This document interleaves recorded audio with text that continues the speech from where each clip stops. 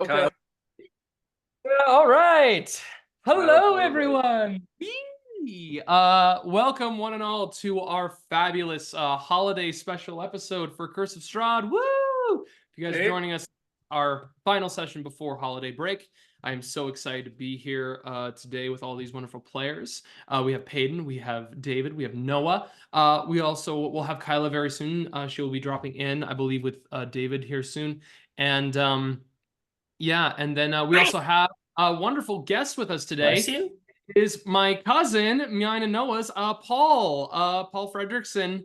Everybody can say hi, Bless or you. let's all give a big welcome sneeze to Paul. Achoo! Achoo. Oh, very good, very good, very good. Welcome Thank to you all. the That really hits me where I live. Yeah. Paul, you can feel free to introduce yourself to the wonderful audience at home or wherever they are. Well, my name is Paul, as we said before, or was said before. I'm both Noah and Liam's cousin. I was asked to play this character about a year and a half ago, when we finally gotten to the point where I can come into the session and get a grounding. Really looking forward to that, and looking forward to some of the character interactions and getting to know each other better. Getting to know you. Getting to know you. I am very excited to have you here with us today, Paul. Because it's funny because like when we first talked about this, and everybody who's been a part of this campaign knows that it was born with like the desire to bring family together, like in our own families. And now it's really great to bring Paul in because like started playing D&D way back in the day with Paul. Like the first games we ever did were together, so it's awesome to kind of bring all the family in. I'm really excited for this. So yeah, we're gonna get going into the session. But very first, I wanted to start the recording because Noah had a very, very important question that I wanted to talk about, especially on camera with everybody. Yeah, Noah, please ask your question one more time. Yeah, 4 words. What the hell happened? sure. Yeah, David, you said it so eloquently. So what the hell happened? Well, yeah. Because I got a text from Liam after the last session. Let's see. Squally removed a curse from you and traded your bastard sword for a new silver sword. Your bastard sword was thrown in the lake. And then I responded, what? And then he goes, yup, and a smiley face and a thumbs up emoji. And then apparently I almost cut off Squally's head, and that's all the info that I got. I mean, I don't think you need any more than that. I think that's well. I just want to know like what's going on with Sly, because when we came up with this character, it was like, yeah, his things are well. The only thing that we set that has stuck with him was that he doesn't want to get rid of that sword, and now it's gone. So I was like, well, that's a big cathartic character moment that I missed. And then also now he doesn't have a curse. So it's like his 2 things are gone.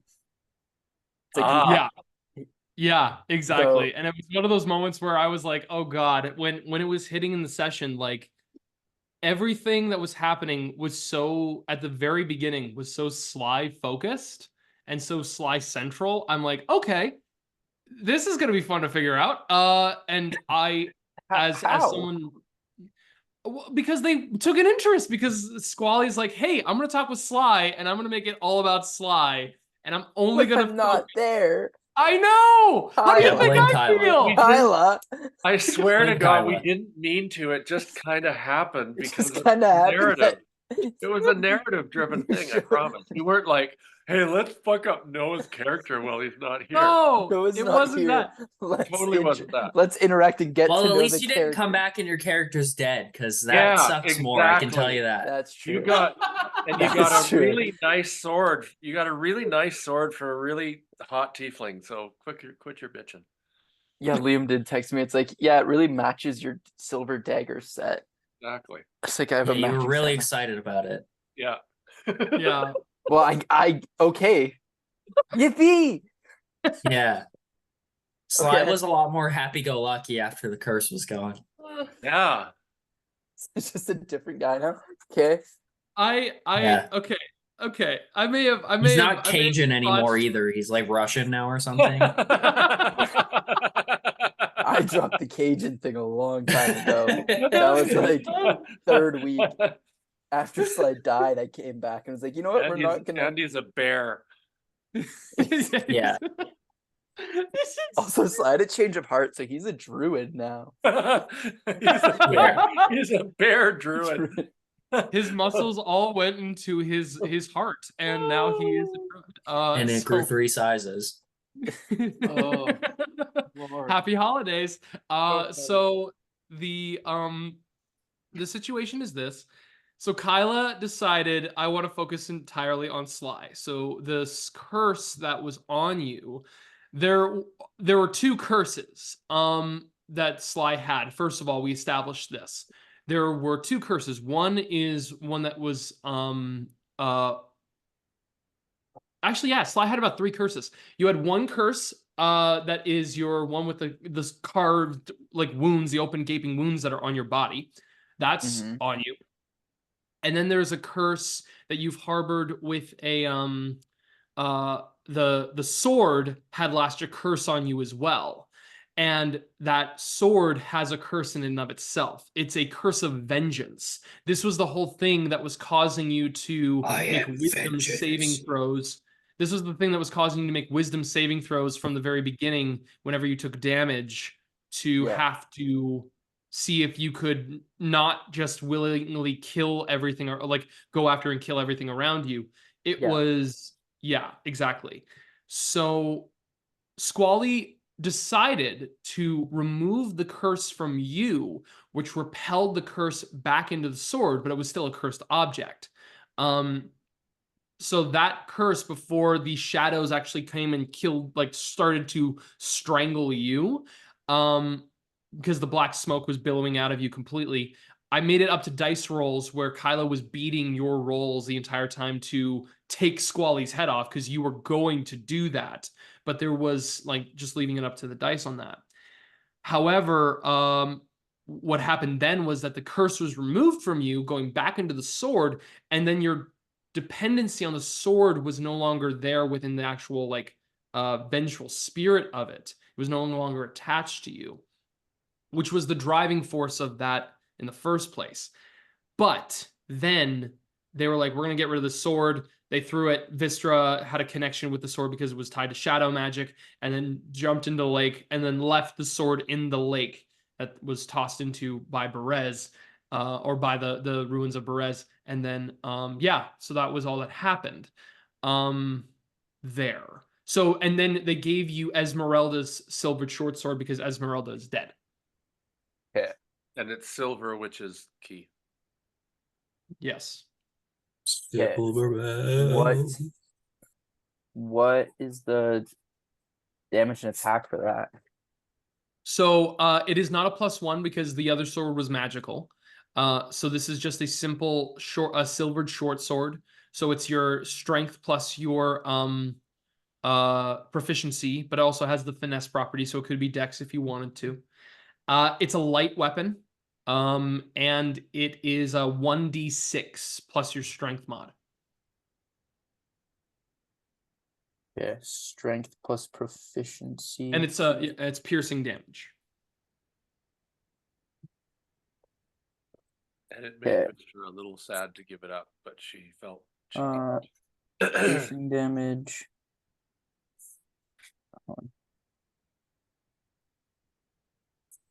You said it was 1d6. What? Yep. 1d6.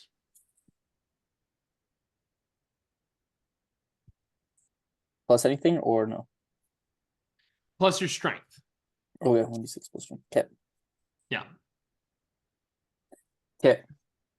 And giving you that in the start of the game, we will have a moment for you to express how you are feeling and define what Sly is going through at this moment, especially after all of that, because that's important. But yeah, I was going to ask, is there any other information you need?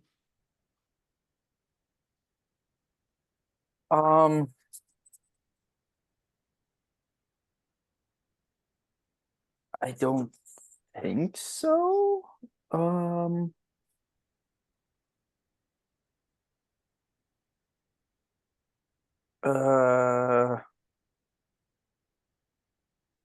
So I lost the curse where I get hurt and I have to kill stuff. Yeah, you no longer Unless have to that make one. saving throws when you get attacked. Okay, I still have the scar thing. I still have, what was the third curse? The third curse was one that was that- attached to the sword directly. So you had 3 things, now you have 1. Okay, so now I just have my whole undead thing and the scars.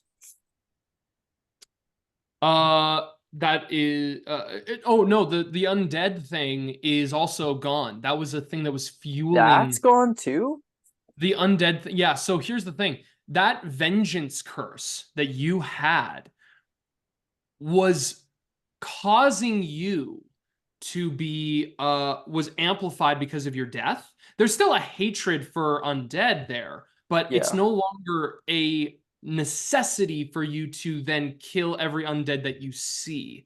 Essentially what Squally removed from you was no longer making you a wild card in combat, to the point where it was like Yeah, I like being the wild card. Damn it, wild card, baby. But now you have choice. Kylah has bestowed upon you choice. But choice makes life difficult. If I can't choose anything, You're I'm welcome. not at fault for anything. Exactly. Oh, shucks. This is I- why Damn it. this is why Prometheus has gifted you- me fire. Really sorry Kylah isn't here right now, but she'll be here soon. yeah, you can ask all the questions you want. Who was role playing Sly? Me, That. Oh, okay. Padon was rolling, but Liam was role playing. Okay. Yeah, I didn't want to role play as Sly. It felt dirty. I don't want to role play big moments. Thanks. That's very appreciated. So bad. Yeah. It was like I got your text, and then the next day I asked Dave, I'm like, what the hell happened? And he was just like, yeah, all that went through my head was Noah really should be here. That's Hey man, great.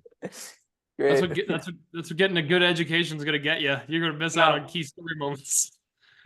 Yeah, exactly. Okay. But yeah, we will actually establish you with a character thing here, and I will also be I'll be making sure that we can make up for the absence of that to allow for you to have the time that you need to either adjust into that, and if you have any other requests with it, you can definitely make them too. I want to make sure that it's like, yeah, if while Kylah's here, if you want to do something altering to Squally, if you want to just get some magic and shit, you feel free. I will absolutely Get do something off your chest. Well, he's Yeah. gonna remove all of the spells that they have and is gonna take up archery and become a ranger instead. that.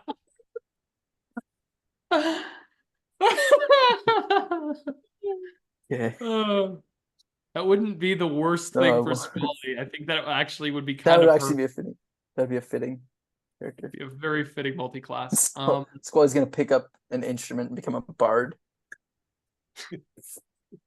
That's what we'll do. Okay. Squawk, squawk, squawk, squawk, squawk. Exactly. Colorful. With the affinity to the wind, they'd be a killer jazz flutist. Hey everyone! Would you like to hear Squally Jazz play flute. jazz flute? Yes, flute. Yeah. Yes, flute. Oh no, I'm not played. prepared. I Really, can- not. Look at Cosmic. I'm not prepared at all. Okay. No, I think that's it. I'll figure this out. For sure. We will see you with all of that. So with all that being said, I think we're kind of just gonna dive right into a recap, right, guys? All right. We'll be here in 10 minutes. So Well, we're good. Go and for here it. we go.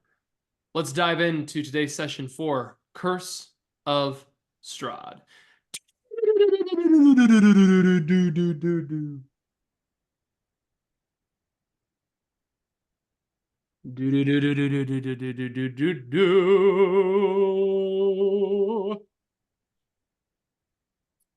When we last left off our band of adventurers in the valley of Barovia, they were in the rotted swamp ruins of Berez.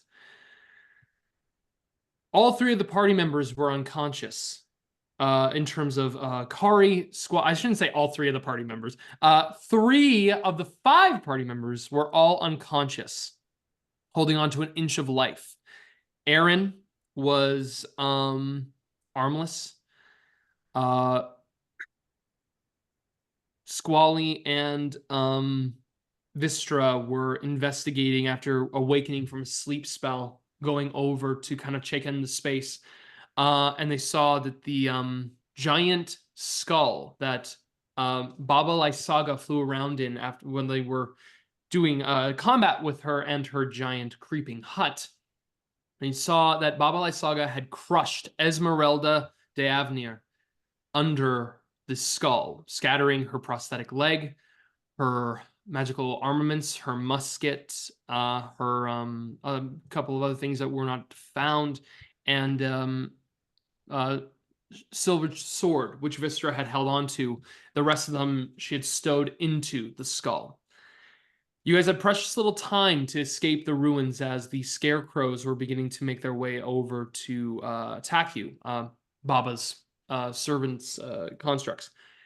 You had all made your way back to the cart, following Sly's etched markings across the trees, to get back to Esmeralda's wagon.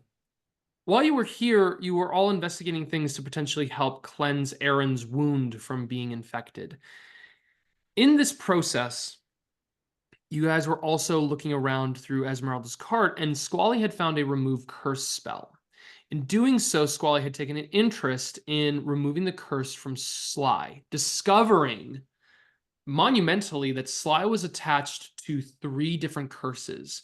She removed the one curse that was causing him to be driven by hateful, angry vengeance towards anyone, whether they be an ally or an enemy. In this process, removing the curse, not from the sword. Squally had wanted the sword to be or thrown and tossed away, and Wystera had done so. But a connection was made as the sword was tossed, as the sword of the spirit of Mirado had spoken through the shadow blade, saying, "What a waste," causing Wystera to almost drive the wagon into the lake to retrieve it, but stopping as Wystera then dived into the lake herself to go and find it. However, Wystera is not equipped to deal with a weapon of this nature. There is a different weapon, as this avatar form or some kind of smoke visage of the Mirado essence spoke through this sword, directing her to go up into the pass down the southern mountain range. It will be a long journey, it will be a hard journey, and one that they must prepare for. But Wystera, you accepted the call and are now stewing with these ideas of what this could potentially mean.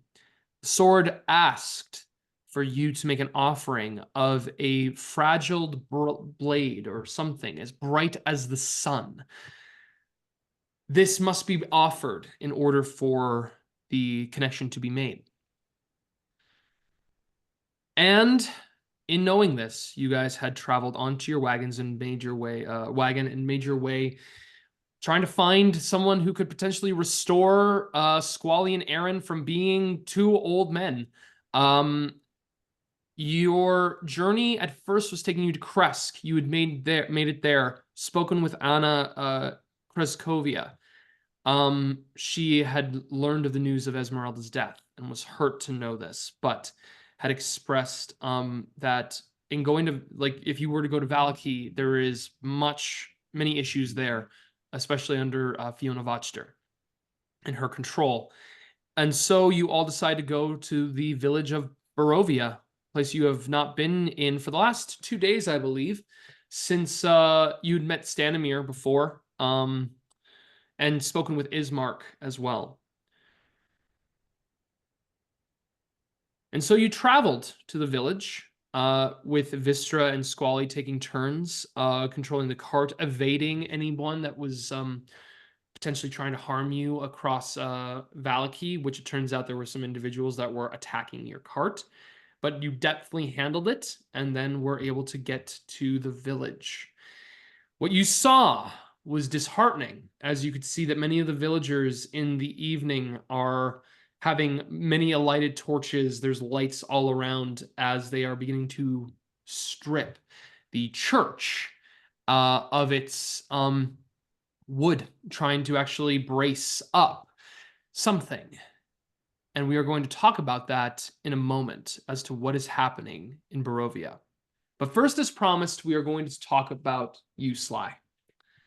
So Sly, I want to give you just a cosmetic difference in Sly's form and feature, and just also talk a little bit about his presence right now.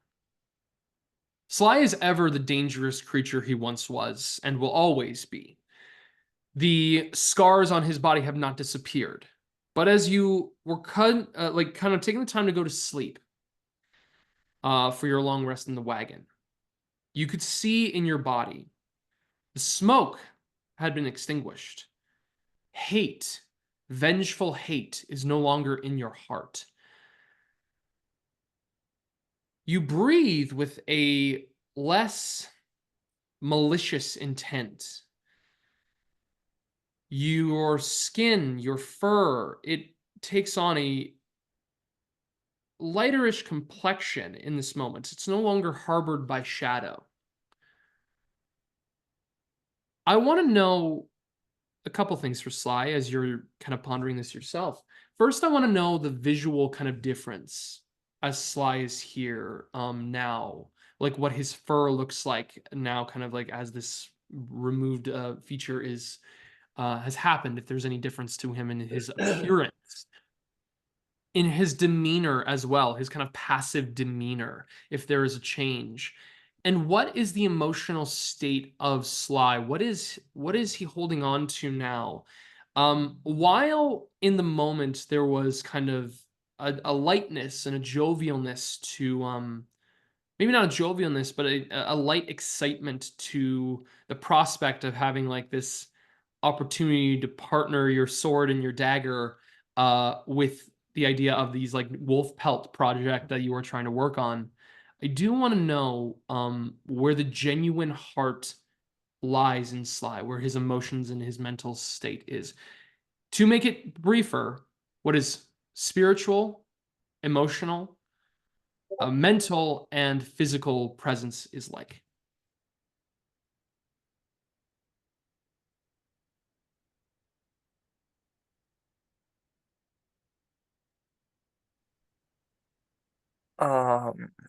Okay.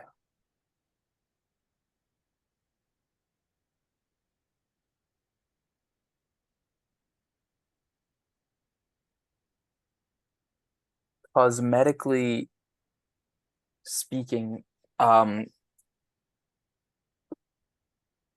Sly seems to be almost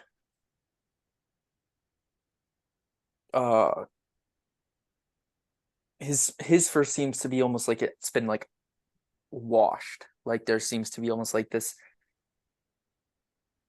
before it was almost like a grayish brown type, just grayish brown patterning, but now it's almost as if like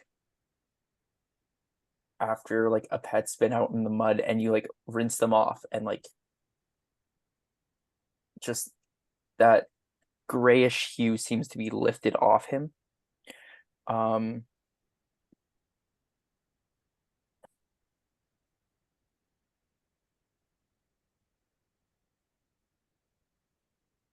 He's carrying himself with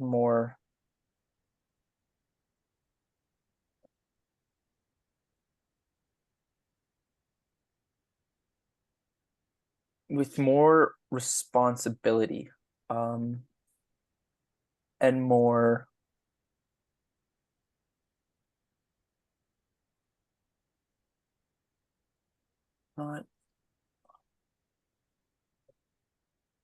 not independence, but I mean, mentally, he's just thinking what, like, grateful to Squally, but with that sense of I can do what I want now. Like, he's not beholden to something or someone, and trying to figure out what that means for him going forward. Hmm. I think that covered both things. And I guess spiritually would be he's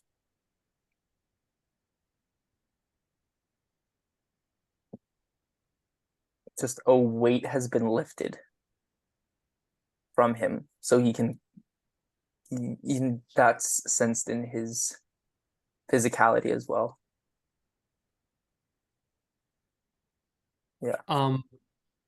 Your sensation of this dark metalled blade no longer on your back allows you to kind of outstretch in the wagon. You feel as if you were, when you went to sleep at night, you were feeling as if you were taking up the space of 3 men. 3 people were there. You feel a weight has lifted tremendously. Go ahead and make an insight check for a second. 11. 11? Yeah. You lie there and there is a tremendous levity going down.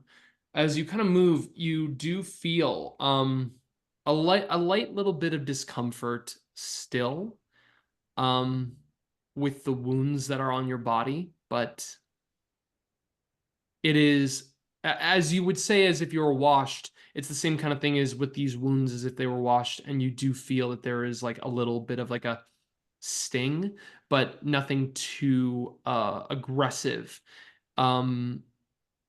Just there's no longer a feeling of repression that goes into that, where you replace pain with anger. There is more this acceptance of pain as a form of what will come to you when you are enacting any acts or receiving acts of violence. It is just the nature of things, which is much more holding in terms of that responsibility that you were speaking of. You, Eren, and Kari all receive the benefits of a long rest. And so you guys all return back to your max HP. Everything that you guys had before is prominent. Just making sure Kari has all of her stuff here. All right. And with all of that, you guys are all now in Barovia. Wystera, you and Squally have the benefit of a short rest. So if you want to use any hit points for that, you totally can. I'm just looking over for Kari, and I think I have everything that Kari needs.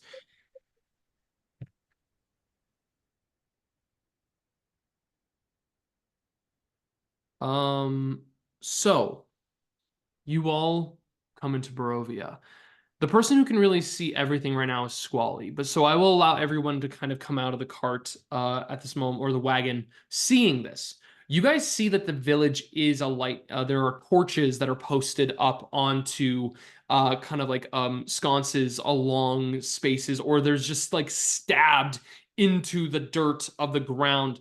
Everyone here can either make a perception check or an investigation check or an insight check. Those are probably going to be the 3 biggest ones that you can probably permeate, unless there is another one you want to check within the state of the village since you last were here. Sorry, David? I'll go insight. Okay. I got dirty 20 on perception. Okay. So I got a 17 on perception.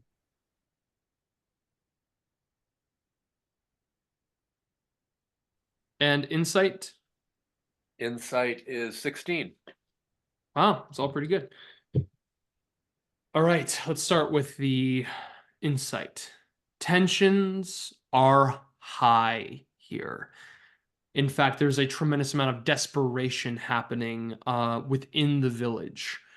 These torches being posted here, nobody made an investigation check, but these torches being here are almost like street lights in the darkness. There's a bunch of people like moving through. You can hear hammering happening where there are people like boarding up houses. But this is the important thing. There are some people that are boarding up houses. You can see like panels of wood, like planks being put on the outsides of windows and mirrors that are shattered. Like you can see that there's one person, there's like a shattered of a downstairs, like kind of like one of those cellar windows, and someone's boarding that up. You can tell that there are some people who are boarding windows up from the outside of the buildings. This is a village right now that is building themselves up after, it seems, an attack from both inside of their houses and outside. With a perception check, you notice that there is a tremendous amount of foot traffic here.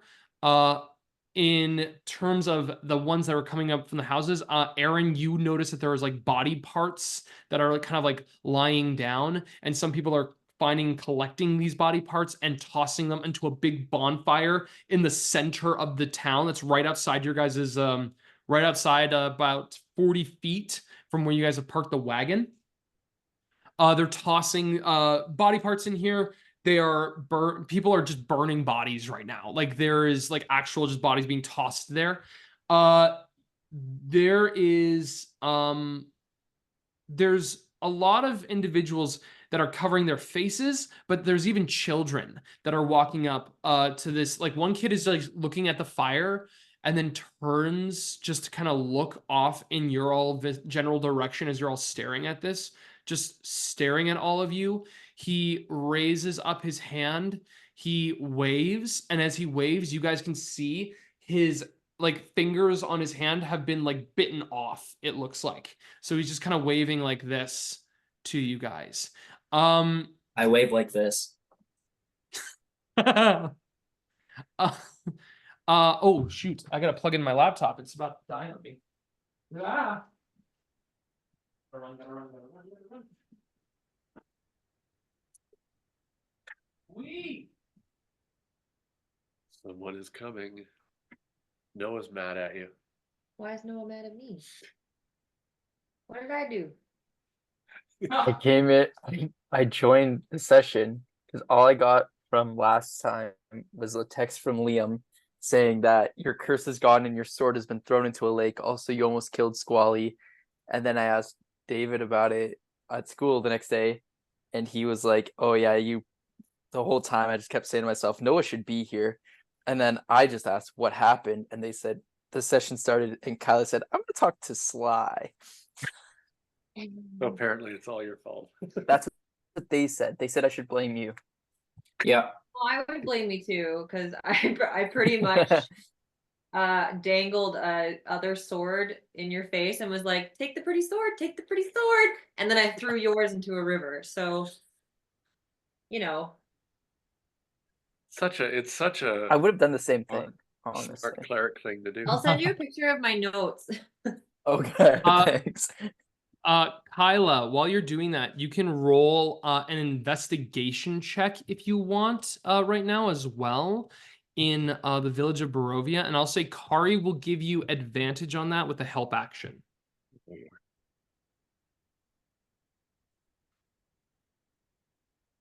I got 10. Advantage. A 10?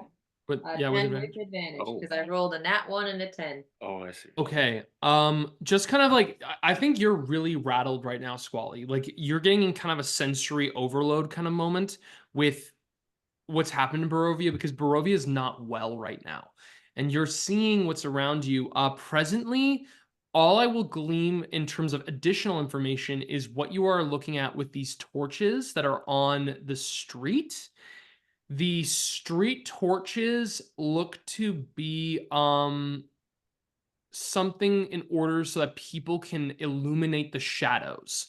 so that the shadows are not, they can tell if anything is hiding in the shadows, basically. Now, perception-wise, dirty 20 still.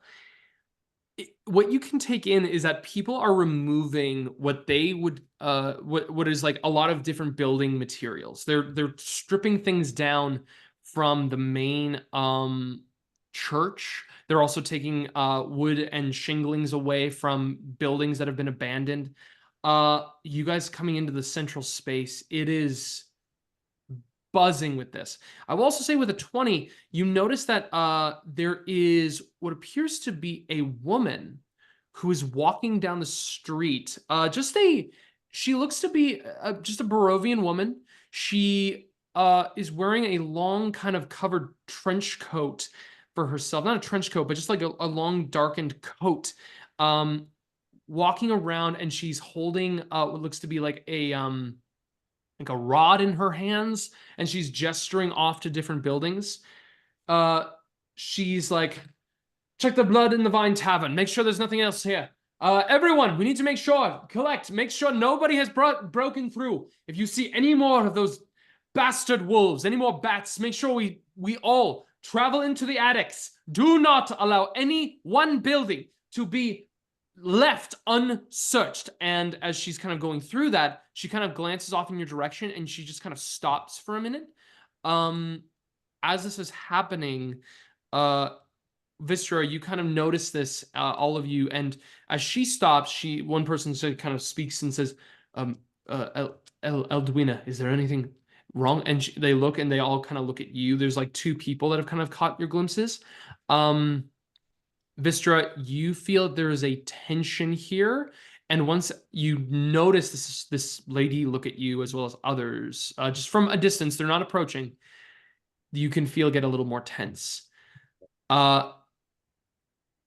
You also, I would say, Eren, notice there is one person who is rushing over to you guys on your right side right now. You clock the bald-headed, pale-skinned figure of Ismark walking up to you guys with his mace at the side, and he says, "What's the news? Is she all right? Is she okay?"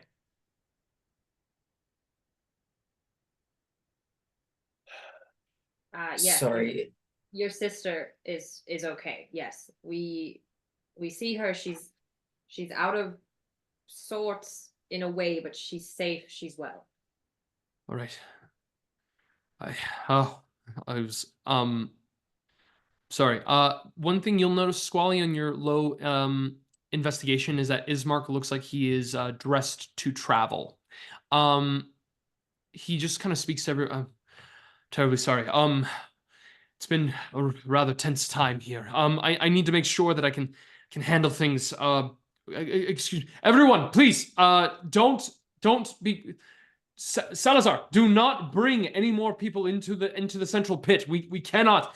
He just keeps trying to control the situation right now. He's like, I'm terribly sorry. I must go. There are issues happening at the moment. What are you all doing right now? What do you need? What can we do? Nothing. Just please let me handle this. We're on a bit of a time crunch.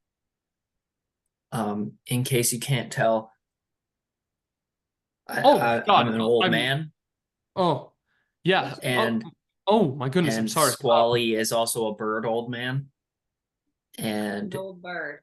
we kind of have a few hours before this becomes permanent. And we kind of came here hoping maybe someone could fix us. Do you know anyone with greater restoration magic?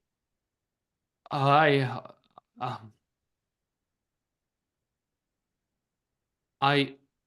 don't. No, I don't. So you guys can make an insight check on Ismark. 19. Goodness gracious. Ismark is rattled. It looks like he is trying to contain a situation right now that, like, his brain is catching up to him right now because he's not trying to contain a situation. He hasn't been containing a situation for a while. it seems as if he is allowing his responsibilities to come back to him in a moment because he's looking at the entire space and realizing, oh shit, this is bad. You're looking at Ismark and it looks like he's been neglecting his responsibilities and he's trying to catch up to himself. What you really gain though is that Ismark is wanting to put distance from you right now. And Eren, what you can glean, I think, on a 19, go ahead and make a religion check on top of this, please.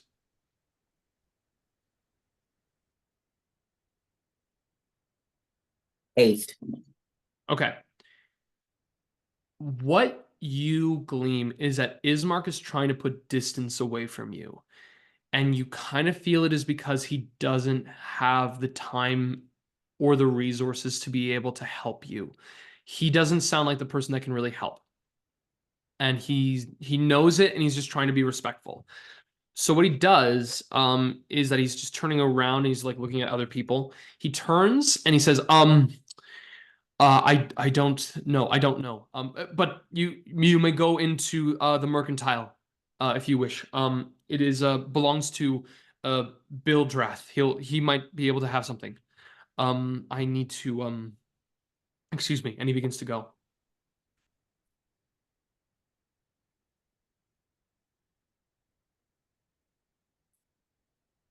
I think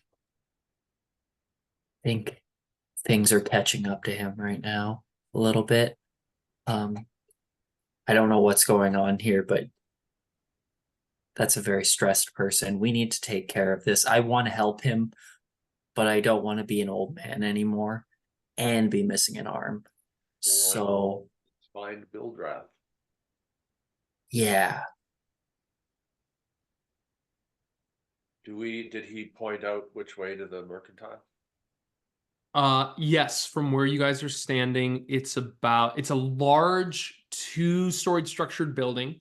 The second story is much smaller than the first, but he points it out across the way. It is about it's about 80 feet away from you. So you guys could be easily able just to make it there. There are 2 entrances. There's one to I'd say there's a western entrance and there's a northern entrance. You guys can choose which one you want. But yes, you do see this location. Probably just whichever one would be the first we go through. Okay. As you are all making your way to the mercantile, you see that the street is alight right now. Squally, you are the only one who can passively see there is a faint bit of light coming from inside of the mercantile right now because it has heavy drawn curtains across the windows. As you are making your way up to it, you can see there is a sign up above on the northern entrance the northern and the western entrance that both read Bildrath's Mercantile. As you begin to make your way up to the door, you try the handle and it's locked. I bang on the door. Bildrath, you begin to hear a pounding on the door outside.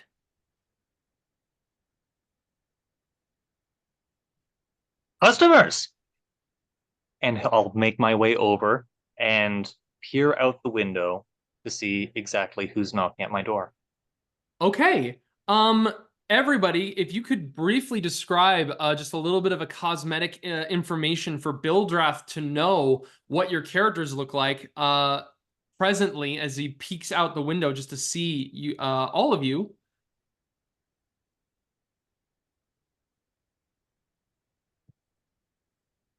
Okay, I banged on the door. Okay, yes. You see, did bang on the door. You see, first of all, a purple tiefling, big horns, beautiful but tattered and been through the wars, purple cloak, who has just knocked at the door and is attempting to maybe peer in the window as well, trying to look friendly with what is always an awkward smile. Probably close behind, you see a little Kenku, very raven-like features, very small in stature, but that's probably because he's hunched over because he's nervous. He's got a beautiful cloak with silver lining on it. He also is looking kind of old because he had a 30-year, I don't know, change in him within one day. 40-year change. 40-year change, sorry. So he's really faded and gray, which would normally be like a deep blue, navy, dark color. Yeah, and you also see a short, even for halfling standards, short but very stout halfling. Okay. With a wicked tattered neckbeard and some crazy gray Albert Einstein looking hair right now. Looks about in his 60s, and has a missing arm at the elbow that's kind of wrapped up in bloody, tattered, whatever we could find at the moment. But still looks somewhat chipper, as he always does. And yeah, just hanging out. And then there's a 6-foot bulked up tabaxi, like overly big and muscular for a tabaxi, but too small to be like an orc, but he's got like similar features to that.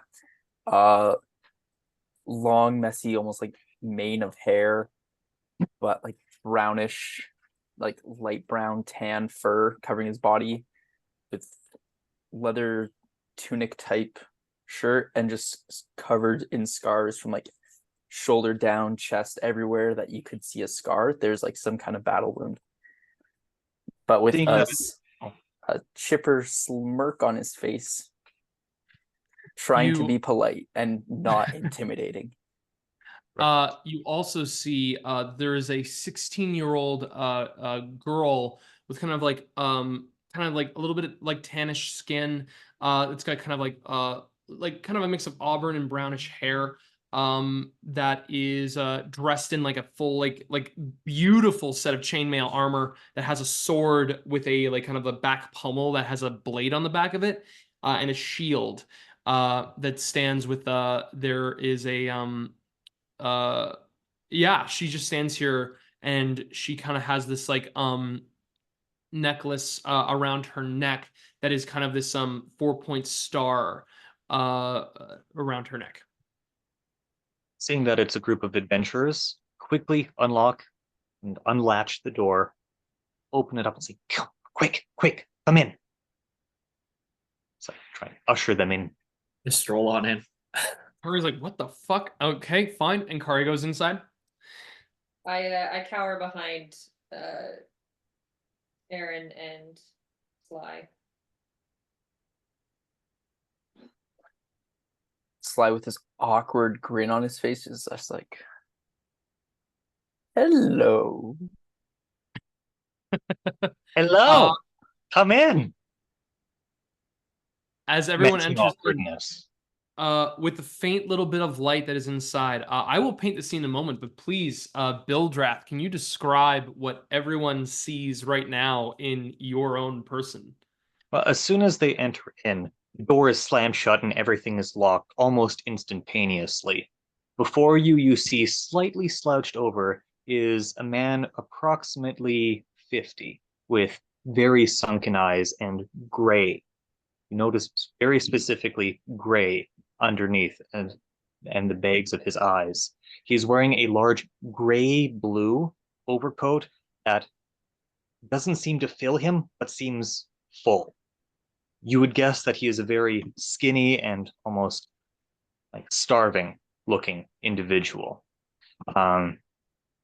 He has a brown vest and boots that go up to his knees. Fabulous.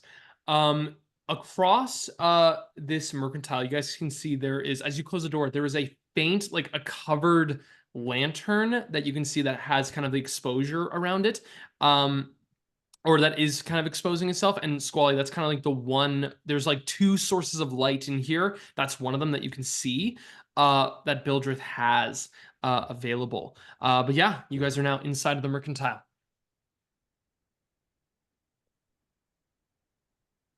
And he looks at each one of you, seemingly looking you up and down, taking note of, as you've mentioned, the beautiful things that you have wearing.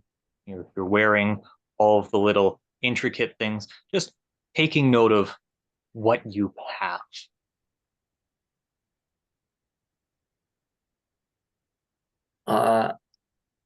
Hi. So, where?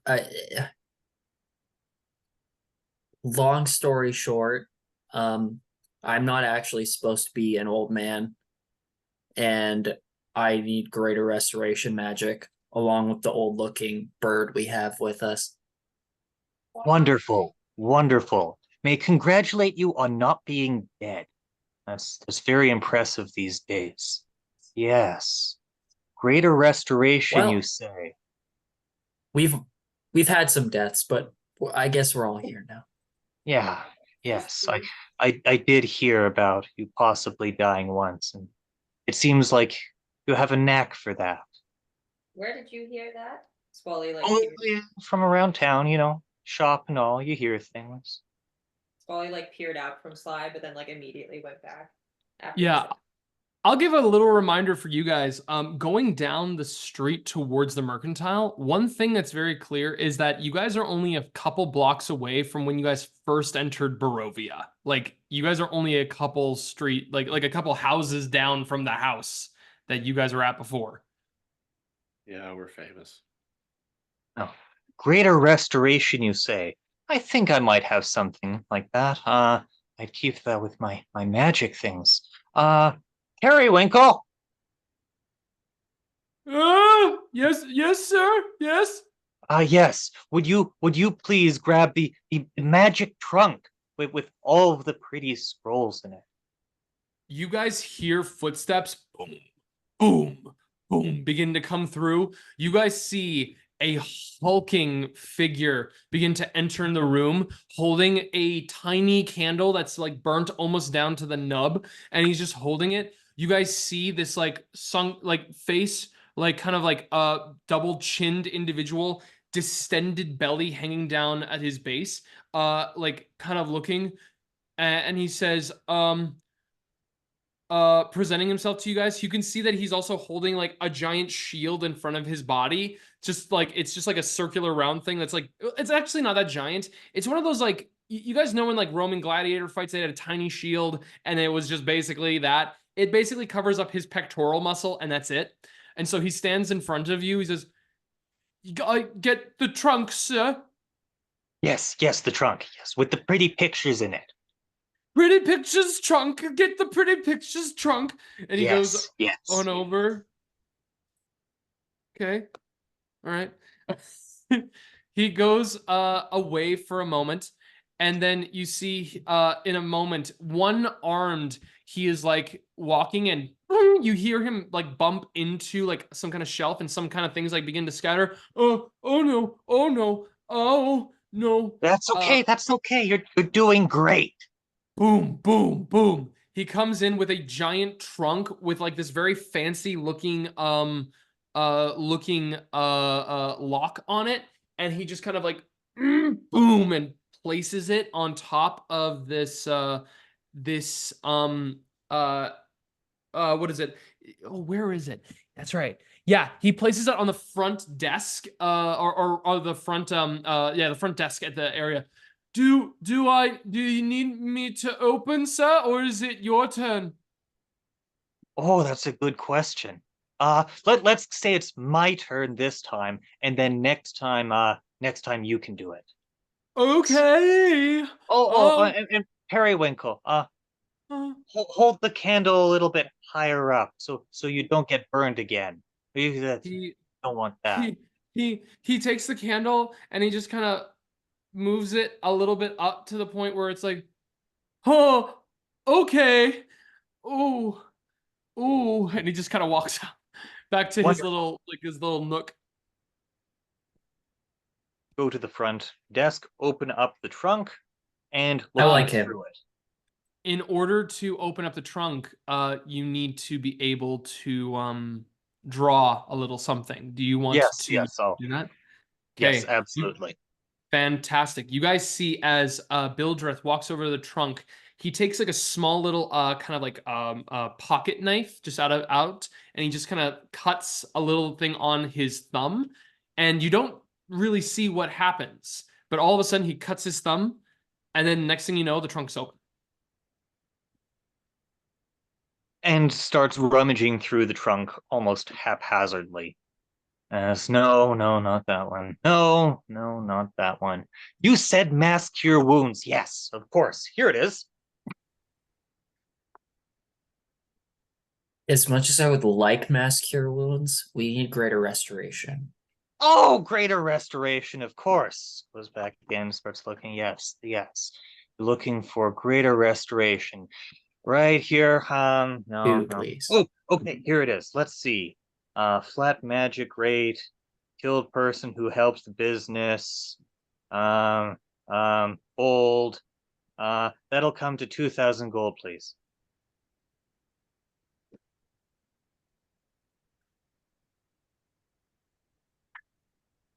Who has 2,000 gold? Sly like haphazardly pats his pockets as if he might. Might have 2,000. He just like starts patting at all his pockets and like looking around like pulls out his little like coin purse thing and starts like rummaging through and counting. I feel like if anybody has money here, it's Wystera. Wystera steps forward, sighs, and pulls out the money and hands it to How much money do you have, Wait, do Vystra? we need yeah. How much gold do you have? I have a lot of gold. What the heck? do we need 2 of these? I get. How much gold Because do you have? there's 2 of Vystra? us that are old. We need. I just sell the things. I don't know how to use them. So I don't either. I'm not a magic person. 2,000 gold, please. For So what? For what? Yes. So, Vistra, first of all, I gotta ask, you have 2,000 gold pieces on you? I don't think you.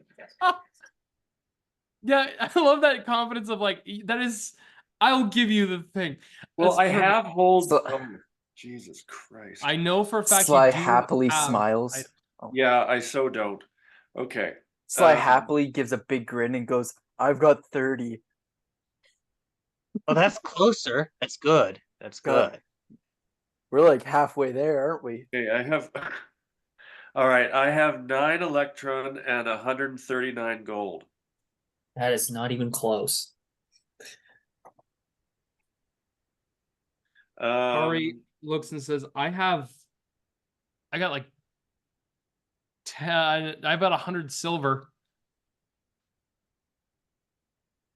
Well, what you could do if you don't have the gold is, I see you're wearing some very fine clothing that perhaps you would be willing to part with, and I maybe beg your you have unbelievable pardon. What? Me? Eren just Me? starts taking his clothes off. I start like tagging Eren a bit and just saying like we need 2, but we also need someone to be able to use it. We shouldn't buy it if we can't use it. But I think the way that is it a scroll? Are we buying a scroll? Yes, a scroll. Mm-hmm. Okay. So Can't anyone who knows how to use magic use a scroll? Or can anyone use a scroll? Oh. That's a very good question. I think that off of there was an Arcana check made last game, and you guys know that Squally, you know that you are able to cast spells. Here's the thing. You haven't seen the scroll, like in terms of wait, you laid out the scroll for them, right? Yeah.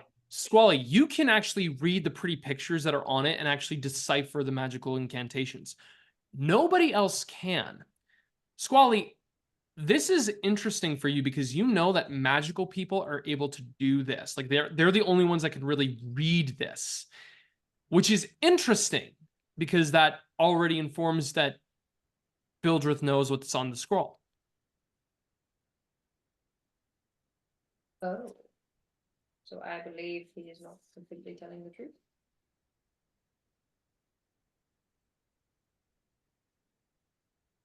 I don't know what to do with that information. I'm gonna whisper that to Eren. And also like hold my stuff close to me. Okay. I'm gonna look up at Squally, and then I'm just gonna try to look at the scroll. Do I see anything, or is it just like a blank? You see like just pictures on it, like undecipherable pictures on it. If you're talking about the pictures, I can see the pictures. No, but I think he can read the pictures and he's not being entirely truthful. Oh, you can read the pictures, I say to him. What? He opens up his I glasses, can? he has glasses. Oh, that's good to know. Thank you. You're right, I You're can. welcome. Sly Yeah, killed some I size. guess. Let's see. Casting a spell as well brings the total up to that'll cost 50 more gold. Whoa, wait, what? 50 gold? Kari's just like, excuse me? I think it's completely reasonable. Kari, Sly I ki- don't know if after 2,000 gold we should be making a stink about 50 more. I don't. Wait, no. I don't have anything of value. Well, hold on a second. We shouldn't be actually saying anything. Absolutely, we should be saying something. Like, of course, if we buy it, we're gonna cast the spell. I should hope wait, you would. so it's He's $2,000 if saying we if just he hang out on the casts the fucking spell, I mantelpiece? think. Well, it's $2,000, and then you would employ my services. Thank you for reminding me. That's awesome. So No. you buy the scroll. What makes it $2,000? 2,000 gold. Oh, it's just been a policy at Bildrath since I can remember that magic has a flat rate of 2,000 gold pieces. Huh. As long How as do I we can have no remember it, money? I guess it's my place, so that would make a certain degree of sense, wouldn't it? Well, if you're Bildrath and this place is called Bildrath's, unless there's another one. No, I can't remember another one, so it has to be me. Okay. As you guys are having this conversation, you see an individual walk up behind right behind Bildrath and be like, "Hey, is there a problem here? We heard there was a little bit of yelling," and you guys all recognize Yevgeny, the individual from Valaki is here. His fur pelts, bow, and all. Yeah, there's a Oh, problem. We Yevgeny. don't have 2,000 gold. Hello. Wasn't talking to you, small one, but good to Oh, see no. you again. Everything's fine. They're just a little bit confused about our payment policies. So they're not Alright. used to such reasonable rates, I guess. All right. The last time we asked for something like this, we paid with a wedding dress. Can we do something like that? Was it a wedding dress that was worth 2,000 gold pieces? Well, if you want to talk to Sly, he can tell you No, why but the this wedding design dress is so is, and useful. Sly pulls out his initial drawing and his original design of this dress, and he says, "Okay, so as you see here, we have this beautiful scape," and he's Noah, like, your blurred background. I can't see the blurred background you have, but goddamn. Sly's like gesturing with this, like, it's crumpled, it's folded, but it's like he's showing off, and he's now selling this design to, what's your guys' name again? Sorry. Bilgrath. Bill Grath. All right, let me paint you a picture here, Mr. Grath. You're walking down the aisle, your blushing bride-to-be sitting at the end, waiting for you, when all of a sudden, You hear roars, you hear clip clopping. Oh no, roving bandits come. They jump out at you. Normally, in a regular dress, your blushing bride gets scooped away, trips away, and you're all looted and plundered. No, Good point. not with this one.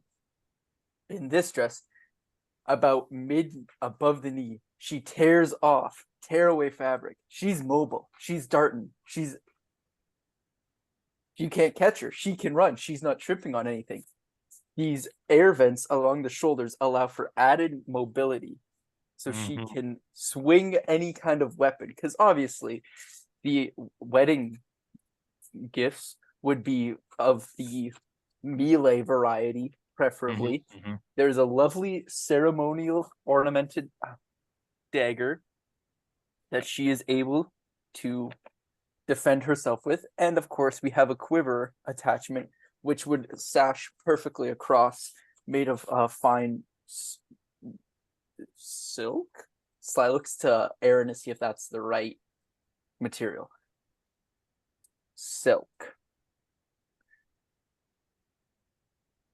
Such fine design, expert craftsmanship. Last week, this would have been worth 2,000 gold for sure. Unfortunately, we seem to have lost our priest somewhere, and we won't be having many weddings, I guess. Sly dejectedly just like walks away.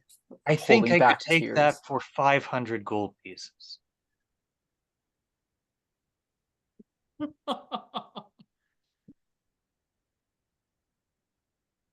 DM, Yes. Squally know if he can cast the spell twice, if he can read the scroll? No, it can only be done once. So either way, we're at a loss with like one person not being able to use it.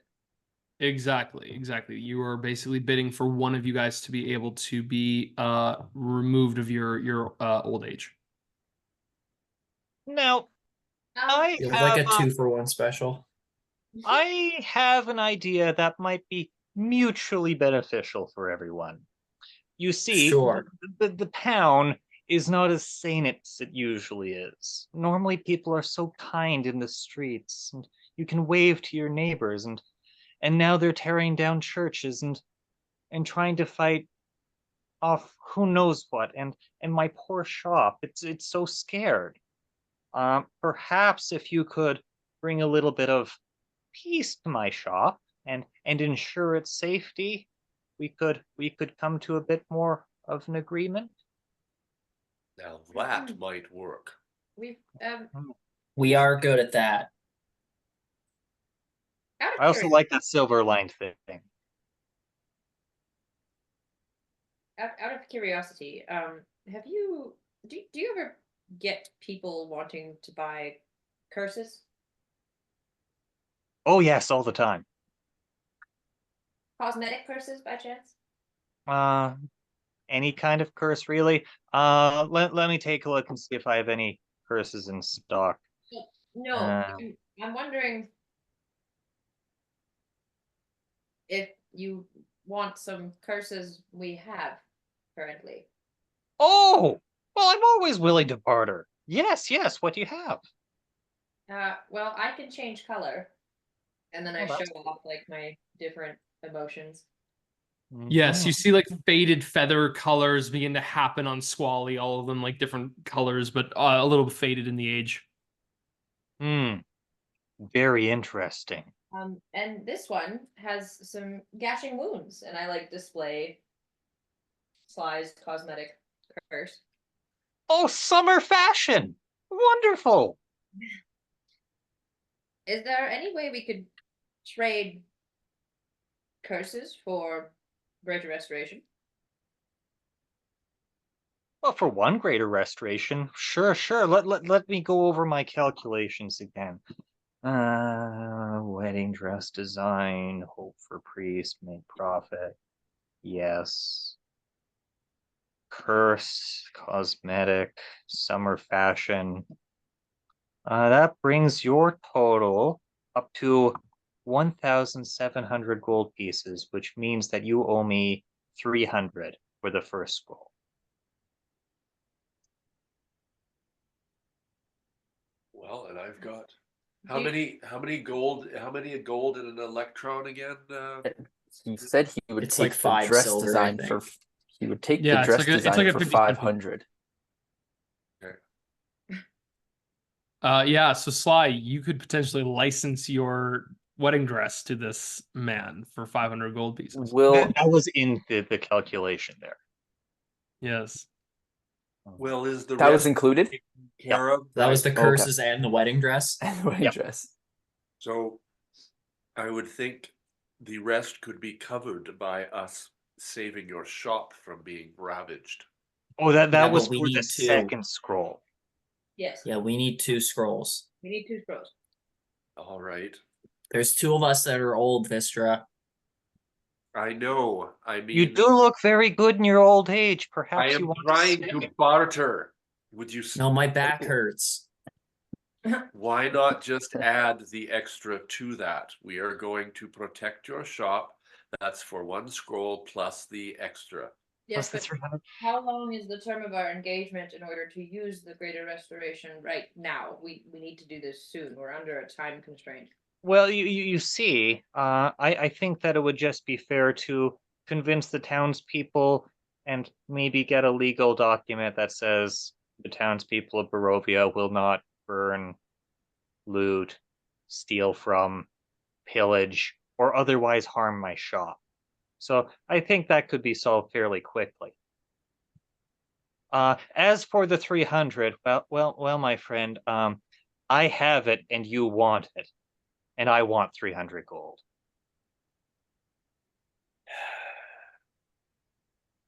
What do we all have in gold? God. Or I could take that silver line thing. I can't give you my What- cloak. Sorry. What's the silver lined thing? My cloak.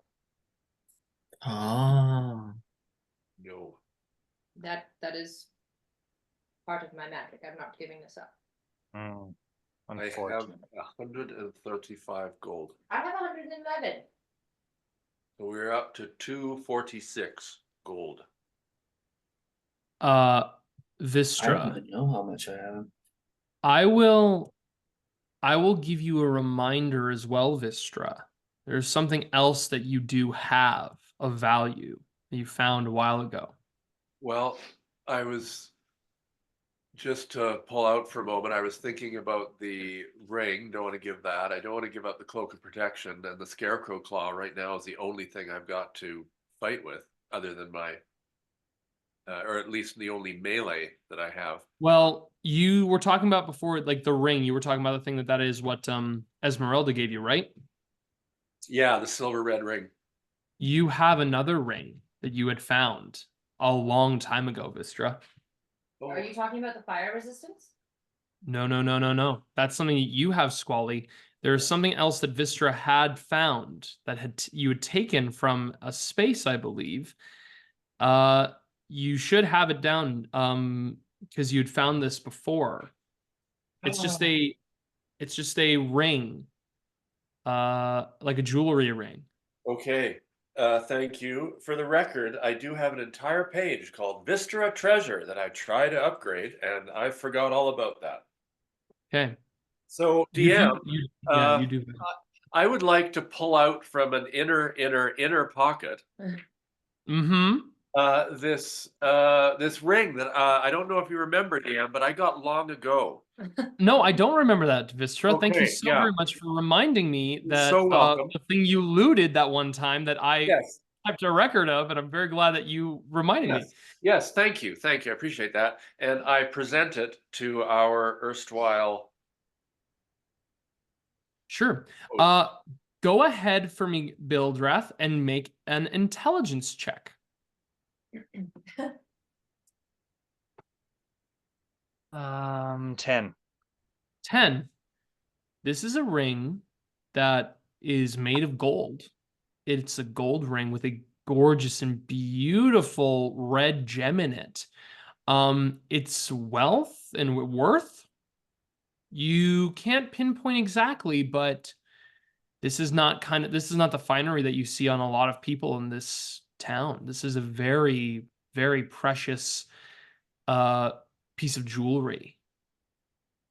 seeing its apparent worth and value, well, I think this will cover it. And just to show how friendly I am, and I hope you return, what if I gave you the service charge for free?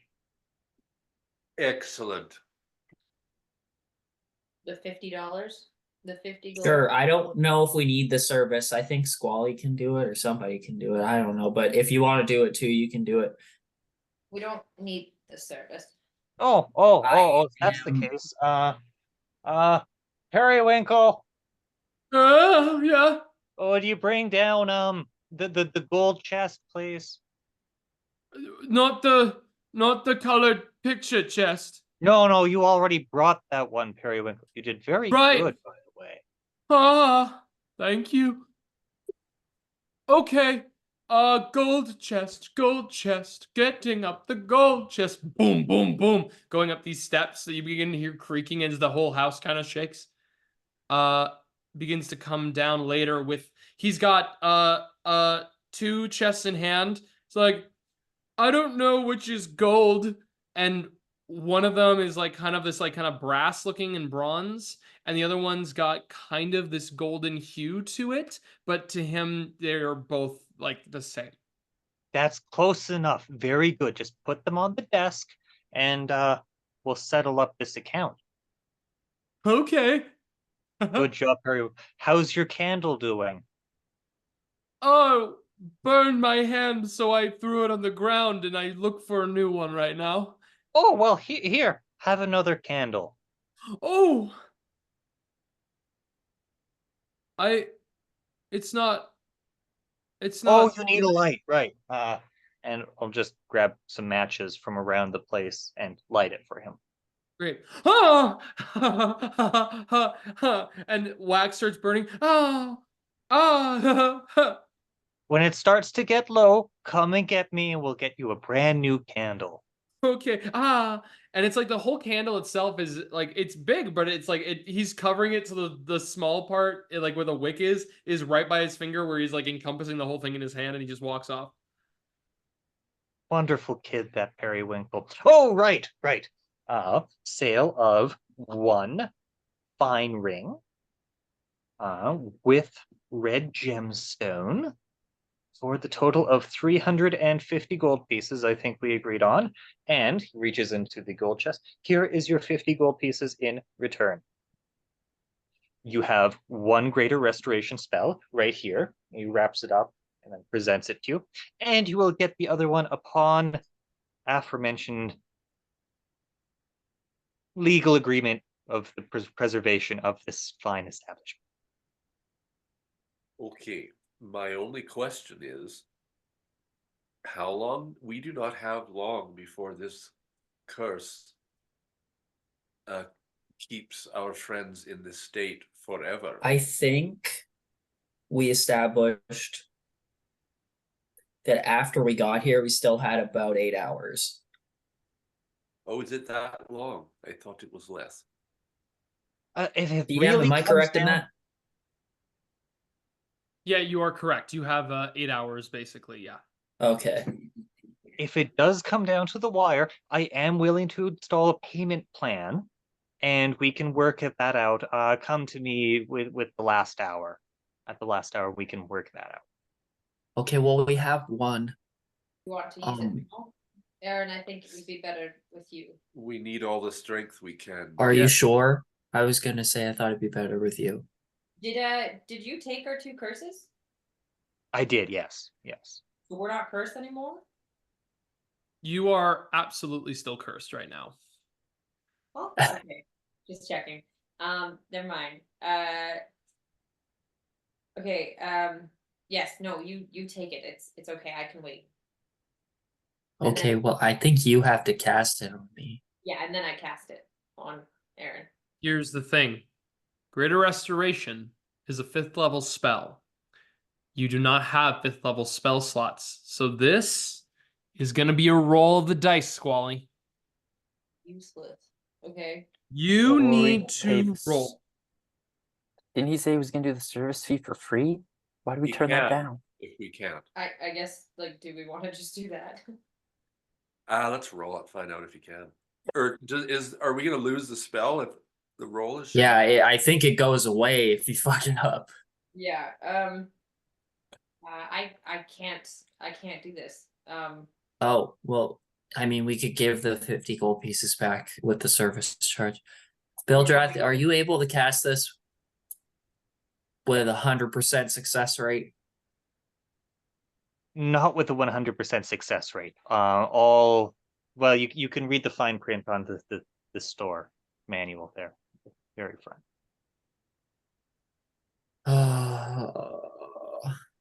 Mystra's I like. mean, I trust you, Squally. I just.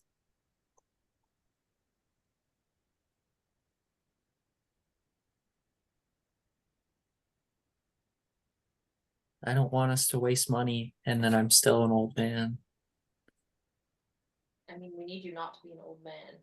I don't want to be an old man. I say we take the risk. If everyone's okay with it.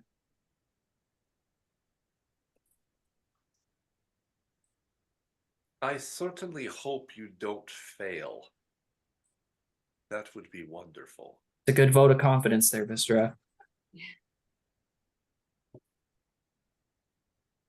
Vlad tries to give a reassuring smile, but he is so lost and isn't sure what to do. He's just so proud of himself for selling the dress. And If it makes you feel better, I don't mind if you fail. Wystera looks over at Kari and shakes her head. You got a fucking problem with this? Do something about it. I don't know what the fuck's going on right now. This guy's freaking me out. He's looking at my armor. I don't like when people look at my armor. Jeez. Do it. Do what? Cast it. Cast it. I don't know what the fuck I'm casting. I don't have fucking build. Like, I can't do that shit. I'm not talking to you. I just looked at you with that look, and now I'm talking to Oh Bildrath. god. Oh god. Wonderful. No. I want Squally to cast it. I can't. Squally, oh, I can sorry. try. Eren, are you sure? Yes. There's more guarantee with him than there is with me. Are we sure about that? Did we read the fine print? Squally runs over to go read the fine print. What does the fine print read, Bildrath? The fine print says that all magical scrolls and encounters are not guaranteed with 100% certainty and fall under the user's liability. And the user is the purchaser, not the castee, in the case that Bildrath is the castee. And then it goes on a random rant about the one time that this happened and it didn't work out. But most of the time it does. So you have cast this before. I can't remember if I've cast Greater Restoration before, but I have certainly cast spells before. Have you cast something as advanced as Greater Restoration before? I should say that, yes. What does Squally have to roll? I'm asking the DM. Sure. Squally has to roll a spellcasting ability. So they have to roll a d20 and add their spellcasting ability modifier. What's the DC? He's not. I don't know. I don't know what the DC is. He's not going to tell us. I want to know what the DC is. I'm scared. What's my spellcasting? That's my wisdom, right? It's your wisdom. +3. Is there? Is it proficiency as well? No, it is just your modifier. Wystera looks at Bildrath again and says, "Is there anyone in this town who is perfectly 100% capable of casting this spell?" Above ground? Good question. Yes. Above ground. Above ground. Oh. What does that mean? Is there below ground? Oh yeah, they'd be dead. And if you have a way of talking to them, they might be able to help you. I remember that there was this really nice young necromancer who could who could cast such wonderful spells, but I think he passed a few years ago. Living. I'm gonna ask the DM. Do I know anyone?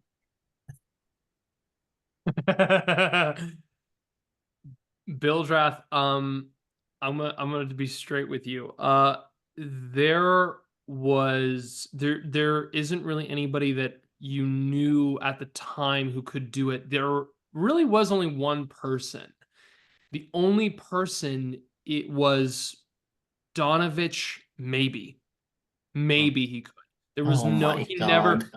never had any possibility with it, and he wasn't really anyone. That Like, he didn't crazy read asshole. spells constantly. But yeah, but he's no longer, he's below ground. So there was also this wonderful gentleman who spent many hours in my shop. Oh, the talks we'd have, the money he'd give me. Oh, wonderful man. Donovich, maybe you know him. Anyway, My eyes just get really wide. yeah, anyway. She was gritting her teeth. I'd probably be your best shot in the town.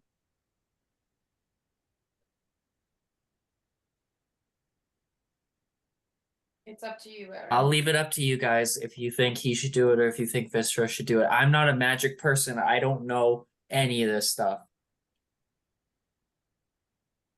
I definitely don't know if I should be doing it.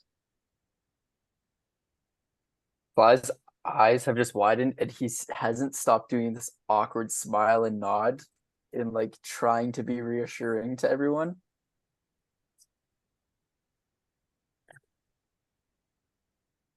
And he's gonna just peruse the store now because he's Fly, do you have to poop? unsure. No. Looks like you have to poop. I suggest What? No. I suggest we trust our host. Yeah, Squally likes that idea. Okay, if you guys trust that, I will do it. Okay. Let's go. Can I insight check Bildrath to know if he's bullshitting us right now about whether or not he knows how to cast it? For sure. Well, I guess I know he knows how to cast, but like, go ahead and roll. Go ahead and roll a Go ahead and roll your insight. And Bildrath, I'm gonna have you roll your choice of persuasion or deception. probably doesn't really matter. You. Oh yeah. I rolled a 5. Cool. So Bildrath, if you roll on that one. I did not roll in that one. Okay, cool. I know anything else that you roll is basically going to be to 5. So, if that's the case, Okay. Bildrath, what's the exuded element of what you are presenting to him? What's that exuded presence right to his face? Oh, he's trying to be as warm and cordial as he knows how to be. So he's trying to, like, I'm trying to do this for you. Let me You help. just stand there, like, okay, I'm ready. Okay. Mhm. Make me young again. Want me to hold your hand? Takes the scroll. Bildrath, I can just hold my stump out to you. as you are now, as you are about to read it, you hear a voice just for yourself. Mhm. And it tells you to go off and grab your book. Okay. Yeah. And I will go grab my completely normal book. Cool. Bildrath just says 1 second, goes off and grabs his book, and then he comes back, and you guys see Bildrath. Bildrath, what's your book look like? Your little book. Well, it'll be just almost a pocketbook, and it's hardcover, and it has a giant skull on the top of it. It seems to be bound in leather, and the pages are all black on the outside instead of the typical like paper or yellow paper, old paper. Wonderful. Bildrath, as you open up this book, the scroll is displayed in front of you. Squally, I'm going to say passively, you hold on to Eren. You notice one thing about Bildrath's book just from a distance. The pages are completely blank that he has in front of him. But yeah, Bildrath, you want to go on and try to roll for this? already did, actually. I thought you were going to say roll for it, so Okay, what did you roll? dramatically holding the book open goes Platu, Barada, Niktu. 22. It's Army of Darkness now. 22. Wonderful. Amazing. Let's see here. Amazing. So, as these words emanate, you see the book all of a sudden glow and illuminate in front of Bildrath, and then all of a sudden the light bursts out right towards the spell scroll. It starts to morph and configure the pictures into such a way that they begin to lock and interlock with each other until there's like a single kind of like dark greenish kind of glow right from the scroll, permeates and bursts out right towards Eren's like scarred chest, hits him right in the central chest, and it just begins to surge throughout his body. You just begin to feel yourself begin to connect and mix. All of a sudden, you see all the wrinkles begin to suck out of his into his body. The Einstein hair begins to grow back into his head. You begin to feel all every bit of you just begins to like kind of come through as these green light surges through your body, and then all of a sudden it shoots back onto the scroll, and you just begin to see this like misshapen old man as like a picture on the parchment. As that scroll just now has a permanent, like almost like beautifully fucked up charcoal drawing on the scroll that the green light has bestowed at this moment. Did it work? Eren no longer seems to have any old man face. Just looking around. Did it work? As if there was any doubt. As you say that, Bildrath, your eye pops out of your socket and is hanging just right down from your face. Oh my god! Oh, I hate it when this happens. Would you pass me my pipe? He tries to fiddle and put his eye back in. Sure, you try it. It just starts bouncing just right there, just as is. Periwinkle! Sly's Yeah. fascinated once again. It's happened again. Oh no, not the eye again. Yeah. Oh, this time put the candle down first. Okay. He goes and almost about sticks the candle right into your eye, and he places it on the thing. He sets it, all the messy wax on the bench. He goes over to your eye. He like grabs your head. He moves the eye up into your face, and he just kind of like punches it. So like your eye is just like sunks right back into your face, and you just kind of like it's just like red is moving from your eye. Grabs from his coat, he opens up and you see a whole bunch of trinkets lining his coat. And he grabs first an eye patch, which he puts over the eye and has a giant red cross on it. And then secondly, he brings out a big black pipe that has a skull on it, and he starts to load it with tobacco. Could I have my 50 gold now? Hey, oh right, we got given the 50 gold back. Yeah, Wystera will do that. Thank you. Your eye fell out. You're giving the $50. It does that. Doesn't yours? I give you. I don't think. Are both my eyes still in? Yeah, you're good. You're good. Yeah, you're doing good. I'm still buddy. missing an arm though. Yeah, what the fuck? Oh, that's completely normal. I'm surprised the other one didn't fall off. Oh god. Okay. Okay. Fuck I is still have happening one right arm. now? So you're saying when you cast a spell, your eye doesn't pop out? I've never cast a spell. Do your guys' eyes pop out? My eye pops out, sir. Oh. Well, maybe I should have that looked into. Yes, I think you should seek medical attention. I think so too. Yeah. Yeah. Periwinkle! Huh? Would you take the pretty chests back upstairs? Oh, yeah. I did it again. Thank My you. back doesn't hurt anymore. Boom, boom, boom. Meanwhile, my back just slowly like starts cracking. Start doing just lunges in the middle of a. I miss this. I feel good again. Still don't have an arm though. This is tough. What sort of legal document are you requiring for protection of your shop?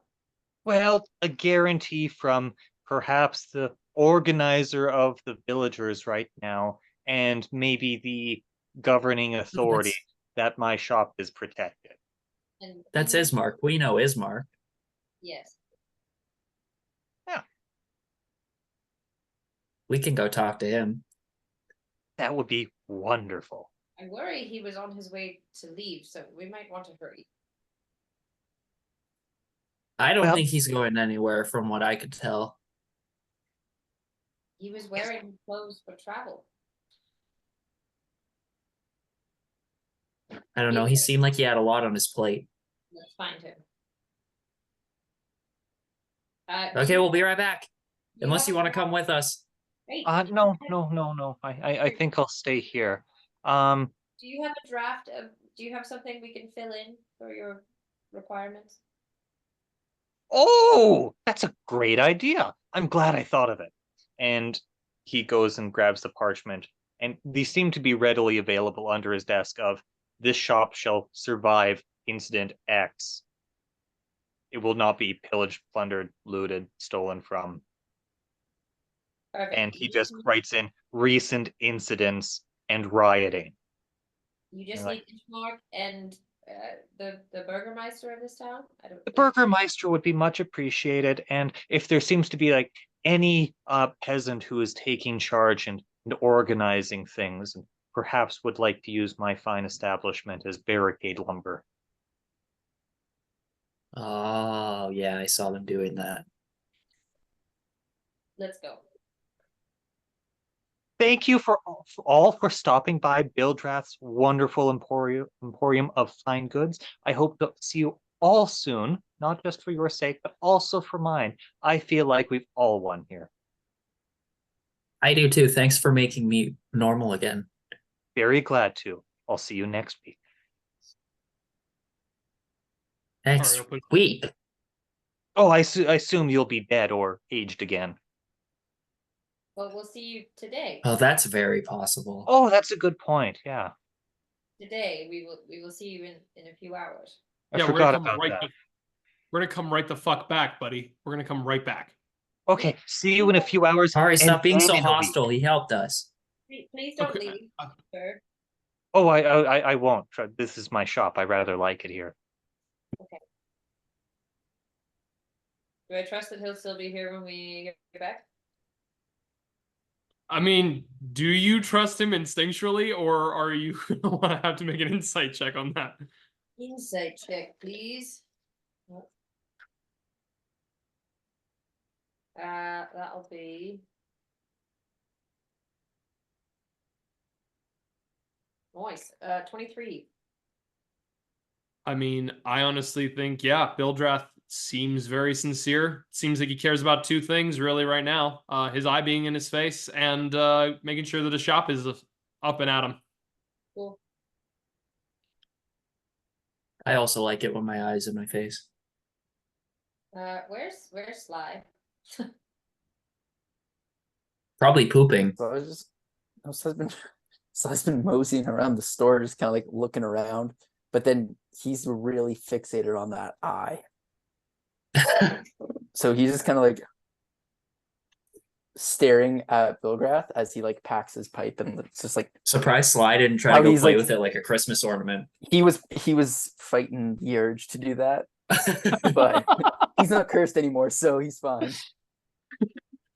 Yeah, no, so he's just kind of like Just you the know, big like- eyes. Yeah, the big eyes, like when you yeah. Yeah. If you had, if you guys had dangled just like an eye from someone's socket last session, he probably wouldn't have attacked you for the sword. he's- Kari just kind of walks over to Sly and says, "Hey, Sly, you doing okay, bud?" Yeah, can he still see? Like Sly's just like, it's not like grossed out or anything. He's just like fascinated. He's going full like research mode on this. Like he wants to like see what's the limit? Is this gleam in his eye? He's not gonna do anything about it, but he's just like, what else could happen here? Amazing. Kari's like, well, hey, you know what? I really don't know if this guy's gonna bounce. And so maybe if you and I want to stick here, just kind of we can be fascinated together and just hang out, and everybody else can go take care of that stuff with like the village and thing, because I'm kind of I'm not really feeling great about just leaving this guy here. I don't know why, but it's freaking me out a bit. Yeah, sure. Yeah, whatever you say. Yeah.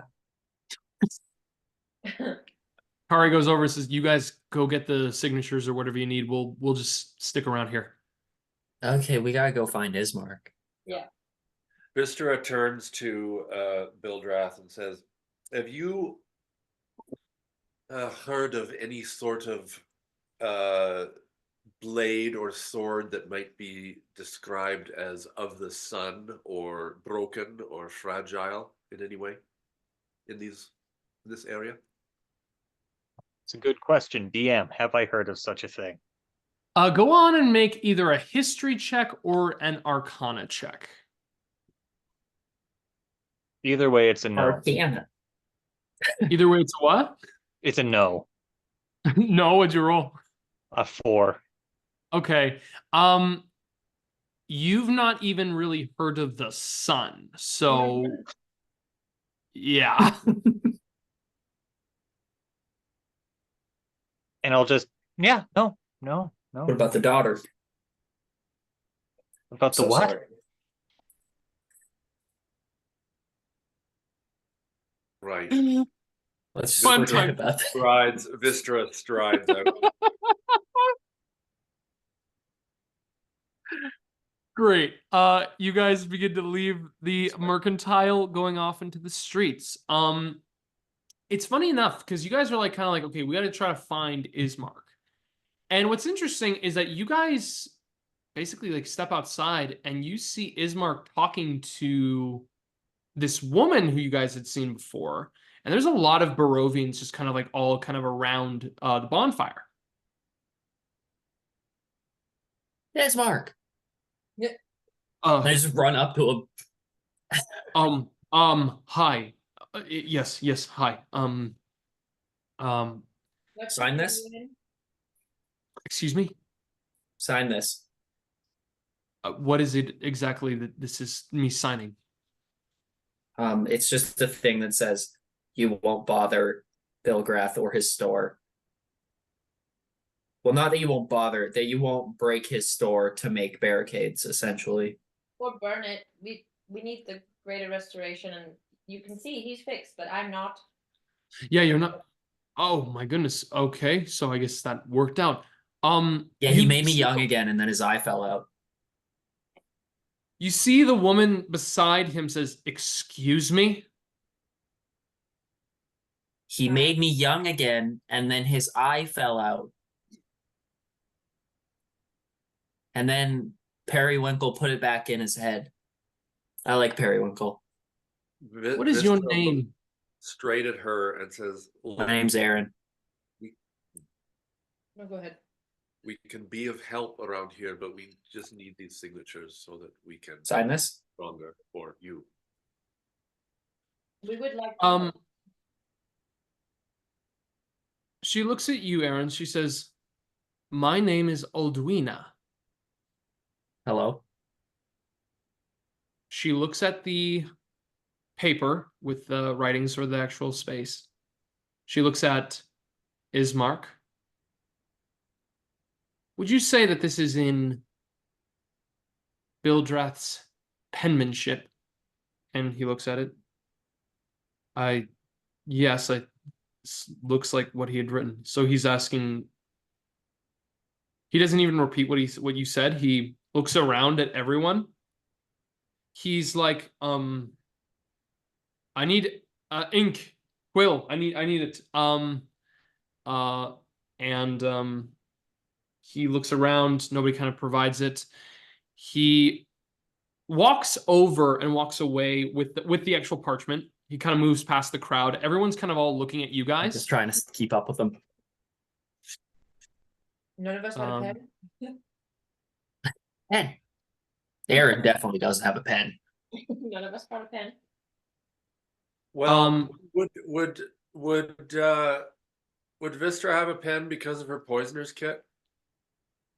Like, is pen, it- but not ink. Okay. Maybe like a pinhead. Alright, Yeah, well, I've got a pen. We need ink. it'd be a false ink, but it's not meant to Yeah. be. But yeah. Yeah. He walks across the bonfire to go to the. You can do it in blood, and I hold out my bloody stump to him. No, that is He Sorry. looks at it. Go ahead and make a persuasion check, Eren. I have like a big smile on my disadvantage. face. Like, With Aaron, I was disadvantage. I was Just literally watch. about to offer that for Here you. comes a I was nat like, 20. "Oh my Just God, watch. Aaron, This give is him the your time. stub." This is when you'll hit a nat 20. Go ahead and roll it with with disadvantage. disadvantage, so Oh, right. Okay. 6. He looks at you, and Ismark's like, Eren, I'm not going to do that. No. Just trying to help. I'm sorry. It's all right. He walks over to the Blood on the Vine tavern. There are he just goes inside. He says, wait here, and goes inside. Less than a minute goes by. He comes out with his signature. In that less than a minute, Eldwina looks at all of you. She says, so, what brings you all to Barovia today? At the moment, trying not to be old, but we noticed that there's a lot going on here, and we'd be able to lend a hand if we need. I The see. last time we were here. Yeah, so if you saw me like 10 minutes ago, I was old. Now I'm young again. We're trying to do that to Squally as well.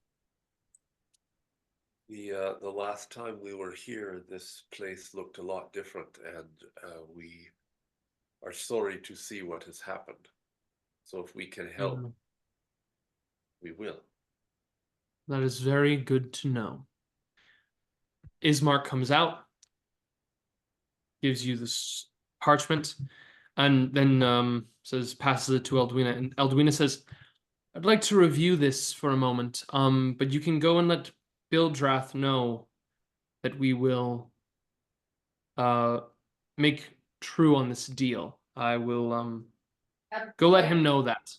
Are you the Burgermeister? Is there an elected official here? Sorry, She looks at you, Squally, and says, I'm not. I'm just a concerned citizen. well, And sir, sorry, I meant please do sign it and review it. My only question was we also need an elected official to sign it for him to agree to make me young again. Not that I wasn't thinking you shouldn't sign it. You should. and the Burgermaster's son has signed it. Is Thank that you. good enough? Do you think? She walks into the tavern. It's going to have to be. He took the parchment. Yep. Damn it. Wystera follows her. Squally talks to Ishmark. What's happened and what's going on? He's catching on. He's okay, so two things are happening. Vystera's going into the tavern. And I'll start heading back towards Bildrath's, I guess, so I can tell Okay. him. you are going then to Bildrath. Very good. So Squally. You talk to Ismark, and Ismark says, begins to whisper to you. He says, listen to me. In the last few days since you've been here, things have not been good. We've suffered many attacks as of late from Strahd's minions. Wolves, undead have come throughout everywhere. It seems that they were even bursting out of coffins before. things have been bad. So sorry to hear. He looks up for a moment and he says, I'm sorry too. Squally, I want you to listen to me. Whatever happens, stay close to me. Wystera, you walk into the tavern this moment, and Eren, you begin to go into the mercantile. As you go in, you see Bildrath, you see Sly still fascinating, you see Kari kind of looking like around and she's looking at like the seats, and you actually notice the two scouts that Yevgeny and what was his name again? It's Zoldar. Zoldar? Yeah. Sounds right. Yeah. Zoldar. Just find his name because I wanted to. Yeah, Zoldar. They're just sitting kind of like just patiently keeping quiet, playing like a small game, like small dice game on the table. Kari looks at you, is like, where's Wystera? Where's Squally? Squally's back with Ismark. Vistra's just keeping watch on the scroll, but I just wanted to come and let you know that we got the signature, and they said that they're gonna honor everything on the scroll, so or on the parchment. What they said, they're gonna honor it. That's wonderful We're gonna news. get it back to you real quick here. Oh, take your time. I have all the time in the world. Yes. In the meantime, perhaps you'd like to take a look at a few of my trinkets. Sure. Wonderful! And he goes over to just a little cupboard that he has. This is a wonderful trinket, very popular with the very young ones. And he holds up a little children's teacup. Classic Barovian style. You see that it's fine clay work, and it's meant for both play and actual usage. Even though it's a children's cup, you can in fact fill it with beverages. It's extremely adorable to drink out of. And he sets it back on the counter. Probably a Upon normal looking at it size cup in my hand. closer, you see that there is in fact blood on it.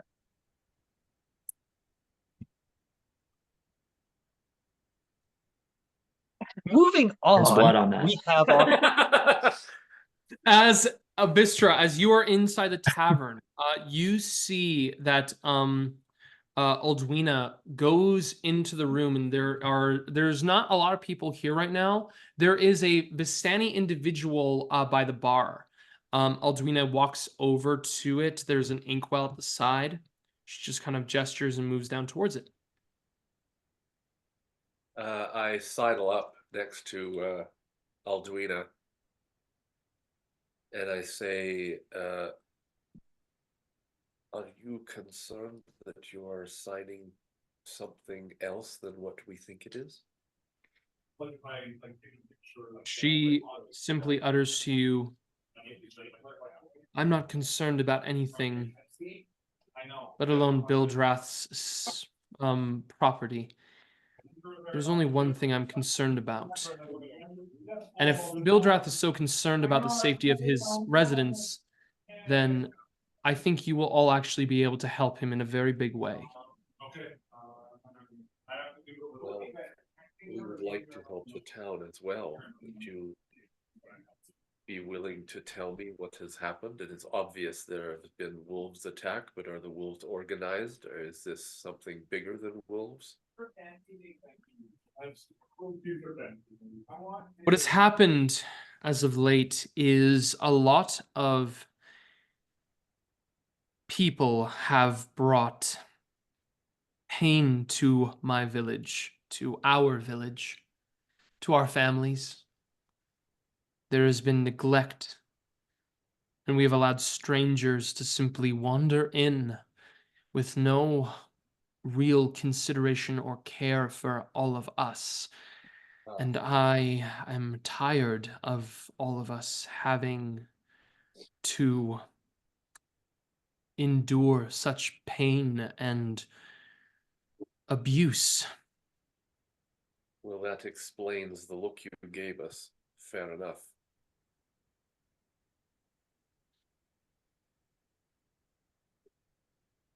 I have only one question for you. Maybe two. What is your name? Wystera.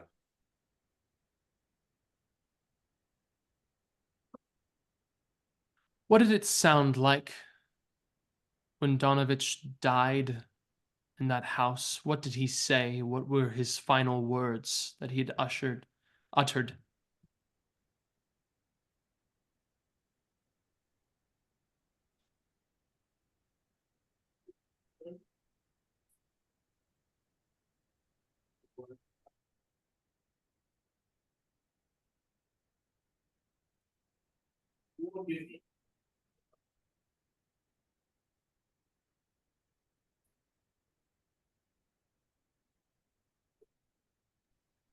You guys found him dead.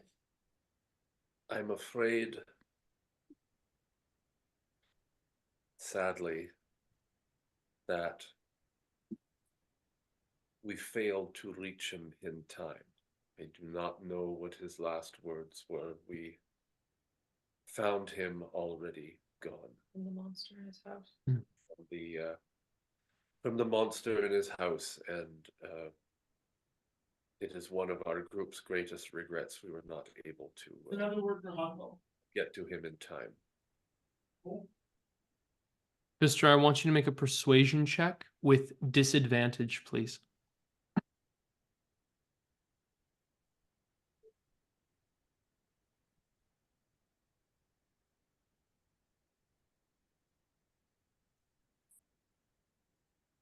Oh my God.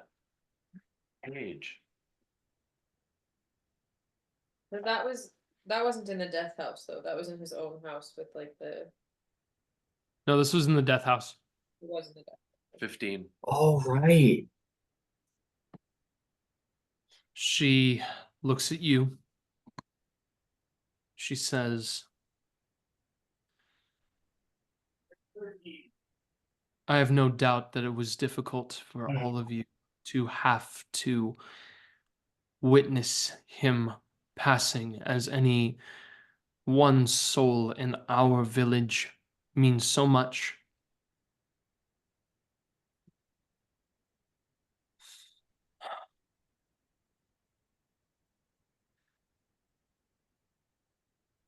I wonder then why you allowed for, when you first came here, your friends to be brought back to life and did not rush immediately for our father to be brought back in a similar manner.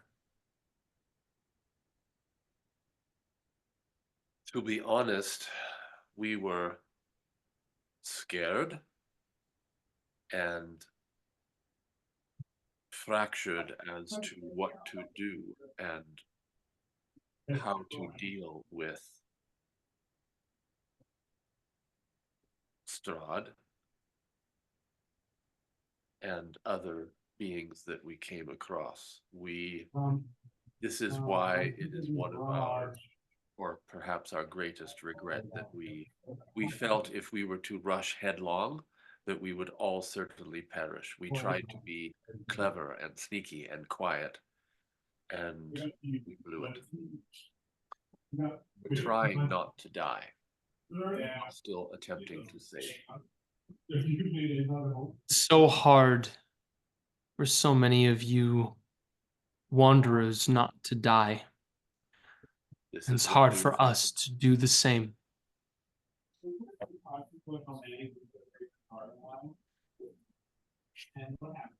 And so it seems as if you have already made the ability to succeed in making whatever deal it is you have made with the devil. So only as a stopgap measure, not because we are aligned with the devil, if that's what you are implying. Well, consider this to be our stopgap measure. I need you to make a athletics check, please, Wystera. Contested.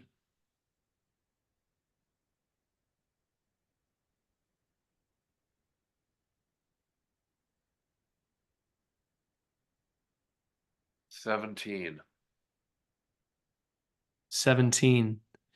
You feel two figures come up behind you and immediately try to wrap a gag around your mouth, begin to grab onto your arms, and you are immediately pulled back as you feel this. Eldwina says to you, "There is a rumor going around that the devil has found a new bride, and I can see a perfect incarnation of a devil before me that would fit that description. Our stopgap." You're a little confused, aren't you? Our stopgap is going to make sure that we end him and any possible future he has. As this is happening, the gag goes around your mouth and you're able to pull out of the grip as these three individuals are around you. Eldwina is going to make a quick attack action on you. That's cocked. Does a 11 hit? Nope. She tries to just simply grab out towards you, like just trying immediately just to get a strike to grab onto you. What do you do? I split the defense of the two behind me and head straight for the door. Okay, so you're doing the disengage action. You Yep. rush out and you burst out the door. As you do, Squally, you see that you are standing with Ismark. Ismark's kind of in between you both. Wystera rushes outside of the tavern. And I yell, "Look out!" As you hear that, immediately you see around you, there's about 36 Barovians all around you, and all of them begin to lift up and raise pitchforks. And that's where we're going to take our break, and we're going to come back in just a couple minutes here. People are assholes.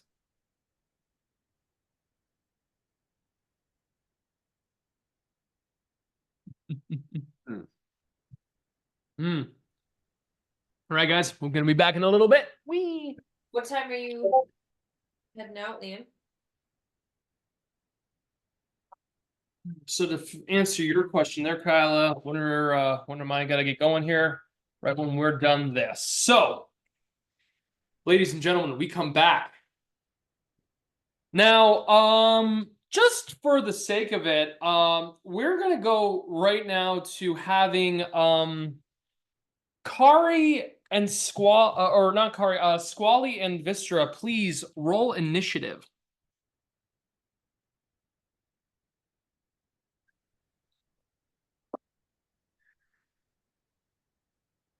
Oh boy. 10. 10. Okay. 6. Job. 6. Okay, gonna roll for Ismark. Oh, oh, buddy. Oh no.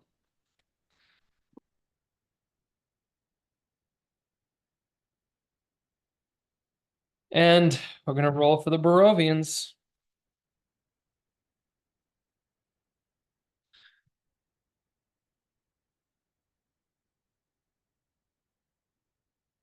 Alrighty. I am gonna need. Boy, I haven't had to pull out this book in a long time. In terms of this stuff. Okay. Wystera, I need everybody to tell me their armor class, please. Yes. Yes, I need you to tell me your armor class. I'm 15. 15? Sly has a 12. Wystera, 14. Wait, I'm not there. Do you need my AC Oh still? yeah. Oh, you're I gonna was be a gonna part of say- this very soon. I'm gonna need you Everyone to has tell me. Okay, mine's 19. Will be. And I have 12. 19. You have 12. Okay, great. Baldreth. Wonderful. And what do you have, Squally? 15. Thank you. Okay then. So, right now we're gonna go right back to the people that are outside, and the common folk get to go first. So what happens here is immediately as you guys all begin to rush out, Aldwina steps outside and says, "Seize them! Seize those two!" And are the mobs of the people are immediately coming to grab you guys. Yeah. I am gonna be rolling. Can I look at Ishmark and just say what's happening? Because he just asked me to stay close to him, and I get closer to him. Sure, he doesn't have time to respond as this is happening. Here's what's going to occur. There's 3 groups. Ismark is in one of them. No, he's not in one of them, but he is a part of this here too. Both of you need to make contested athletics checks. Actually, is athletics check going to be the best thing, or is it going to be more of a saving throw? I'm gonna say, yeah, it's contested athletics check. You guys, let's see here. This is Vystra's. Okay. Squally. Okay. And Ismark. Remember last week or last time when I was like rolling gold the whole night? Yep. Yeah, this week is shit. All right. So Wystera, I need you to make your athletics check here. Or if you want to make it athletics, you can. I will also allow, because these people are a little bit more clumsy, I will also allow for a dexterity check. But that is not an acrobatics check. This is going to be simply a dexterity check with your body, being able to nimbly navigate moving away from hands. So you can either do an athletics or a dexterity. Well, And you too, Squally. I need you to do the same. Ismark's gonna roll. Oh wow. you can do dexterity if you wish.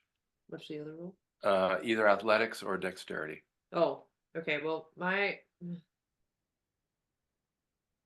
already rolled, so I'm just gonna stick to athletics. So 13. yeah, I got a 5. 13. You got a 5? Okay, Ismark here. So Wystera and Ismark, essentially, this mob of people begin to swarm and go in to grab you guys, and they are holding torches, pitchforks, and you can even see some rope kind of around with some of them. They go and they all begin to rush. Men, women, and children, all of them, rushing in to go grab onto you guys. Wystera, you feel like one kid goes and wraps around your leg and you immediately shake them off, and then you begin to dive and evade, getting through. You're kind of like in the mingling of the crowd, and you are okay for right now. Ismark, at the same time, is able to evade and get out of the way, avoiding getting anybody getting on top of him. Squally, you are immediately like, what are you talking about? And immediately a bunch of people just begin to encircle, and that indecision, that questioning of it catches you completely, and you feel yourself, like your arms almost begin to start to be cinched up, and to the point where you are going to be restrained in a moment. But right now you're okay. You're just grappled right now by this mob. Wystera and Ismark have their actions. Ismark is going to spend his turn trying to help you, Squally, to try to get out of this. Wystera, I'm gonna let you know the circumstances here. The mob of Barovians are essentially a difficult terrain process for you to be able to navigate. You're about halfway through it. So if you were to do a basic disengage action, you would be able to get out of the mob without any harm, but you would be exactly right where you are. If you commit to any other kinds of actions here to try to, break out of it without disengaging, you might be able to cover more ground, but you will take attacks on you from everyone. Yeah. No, I'll do the former. Just get to some safety. I would like to know if I could, when in doing this, I could see where Alduina is. Sure. Go ahead and make a perception check for this. It's going to be high DC, but you can start to do that. Thank you. Worth a try. That's a 13. Okay, with the mob swarming you, you lose sight of Alduina. You do know where she was in relation to the tavern. She was at the door, but then you completely miss her. Which direction do you want to go here? And I will show you guys what the map looks like right now. No audio. Got it. Here we go, here we go. All right, here we go. So that's my forehead. This is the map. Let's just see if that is coming in the way I want it to. There we go. So I'm just going to pin this up and give you guys a spotlight view so you can all see it on the screen.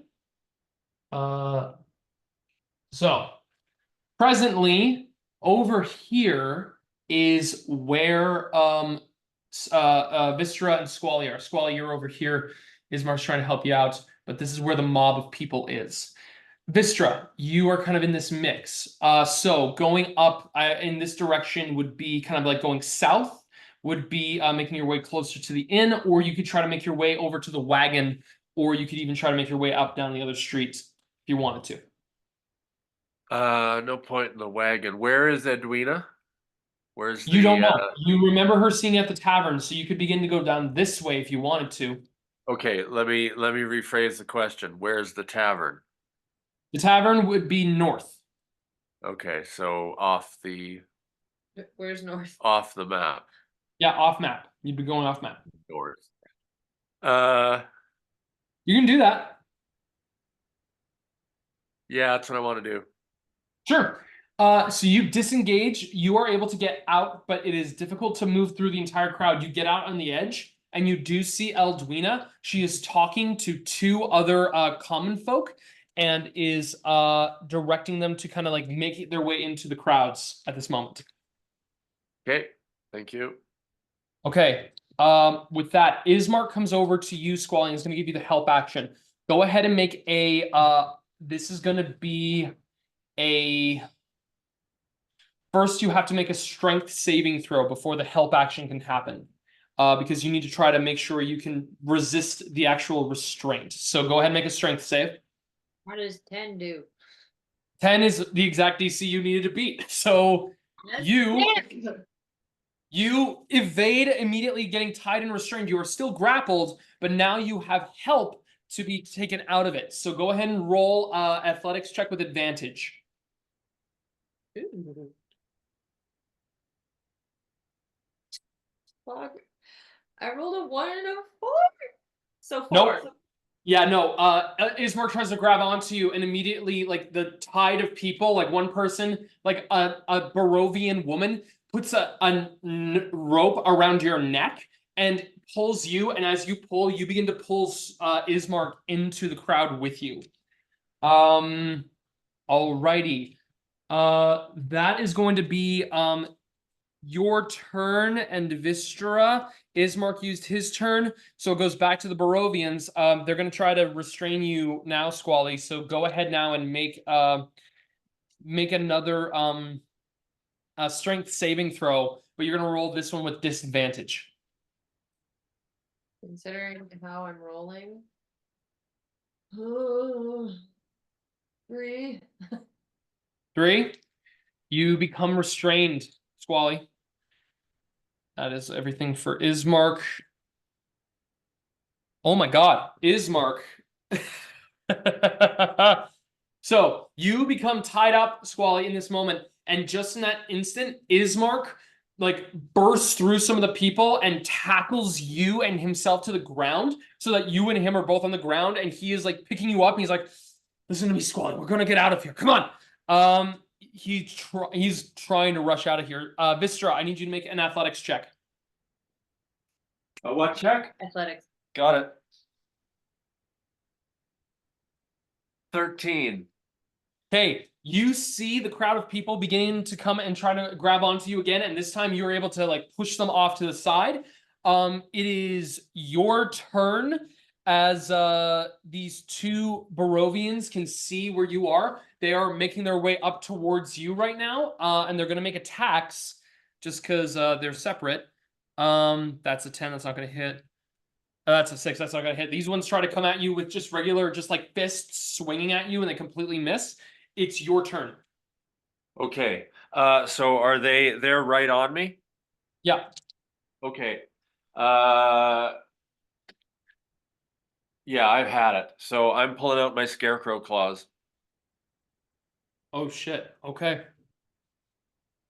And I'm taking a swipe at the closest one. Okay. Go ahead and make an attack. Sorry? The townspeople? Yeah. If I miss, it's fine. At least they get the idea. They gotta stop fucking with us. That is...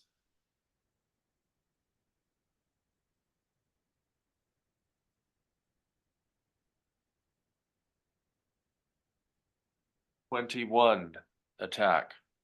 21 hits. Go ahead and roll your damage on that. Yeah.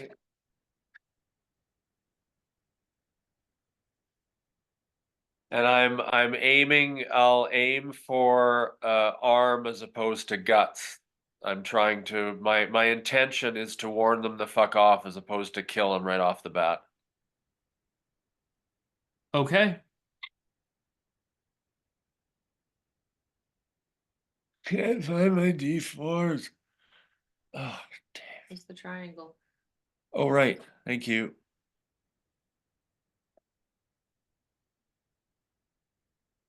Four plus 2. What's Okay. that mean, please? That makes 6, Kylah. Hey, you see one of them swipe out across from you. You bring the scarecrow claw out and rake it across their arm to the point where blood begins to immediately pour and spill out of their like whole forearm. And they just begin to immediately start losing blood and bleeding out onto the ground. And I yell, "Stop it, all of you!" I need you to make an intimidation check. You betcha I will.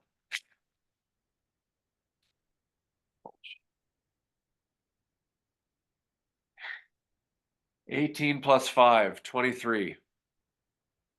23. Here's the thing, Wystera.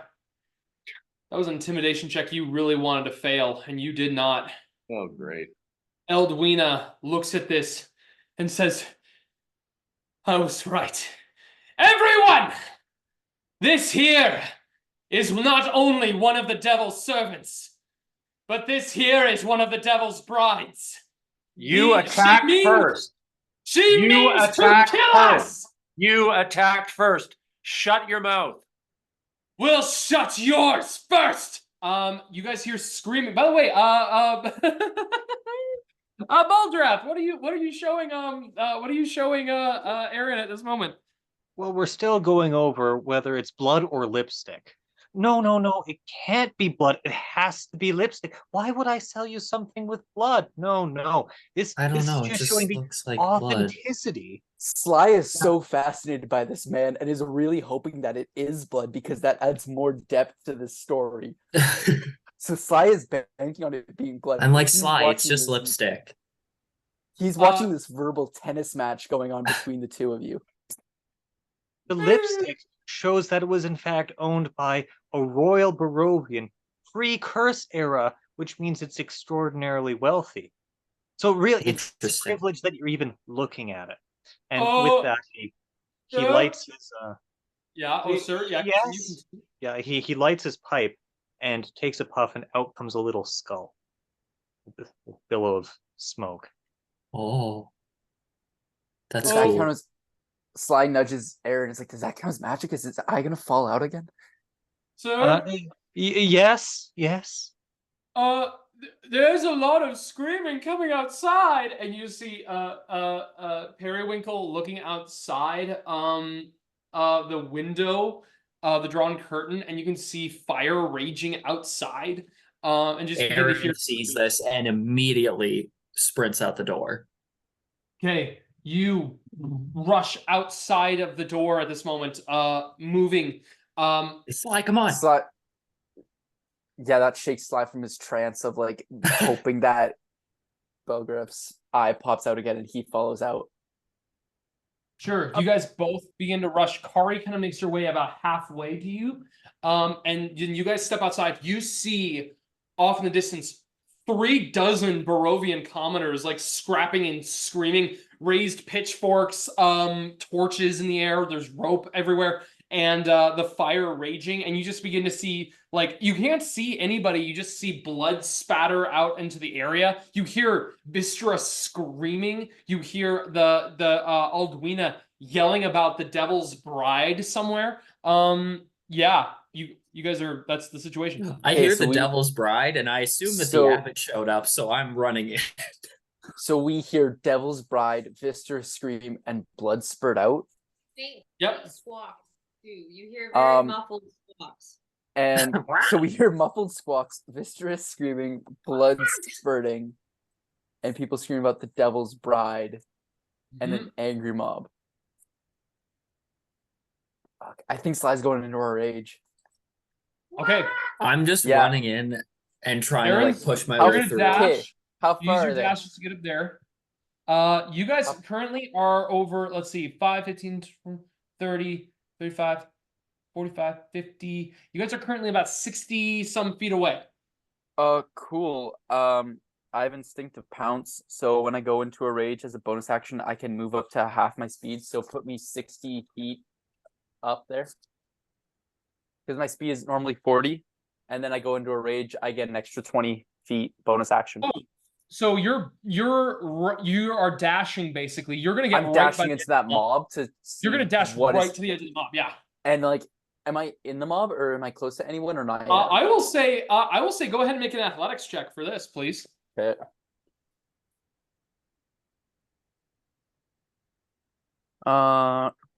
Sorry, one sec.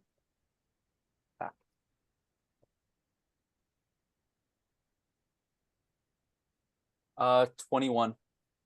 Okay, I will say with the 21, you begin to go into your animalistic ability. What form are you taking with your animal? I'm gonna have my tail extend so my Okay, for the sake of this, please see. roll a D. Yeah. Please roll a D8 for me right now. a D8. Okay. Yeah, roll that D8. 8. Okay, so now your AC goes from, for the sake of mob attacks, from 12 to 20. Okay, sweet. So that means which means it's gonna take 20 Barovians to hit you as opposed to 2. Cool. So am I in that herd now? With that Like- athletics check, you leap over and get kind of near the edge where you can Oh, see okay. at the end of it. Like you're about 2 people away, but you can see Wystera Okay. has sliced across somebody's arm, and there's someone bleeding on the ground now. Okay. I see Sly do that, and I try to like springboard off one of the Barovians and do the same thing. You, with your natural speed, you would still be too far to be able to get to the Barovians. Damn it. Next turn. Am I able to like slide tackle anyone? Not As I with come this, into the group. not with Damn this it. right now, not at that point. However, I will Okay. have everybody else who has not rolled initiative roll initiative. Oh that's yeah, gonna be- good points. Do you still want me to roll initiative? Oh yeah, you're gonna be a part of this. Oh, okay. Okay. Join us in the battles.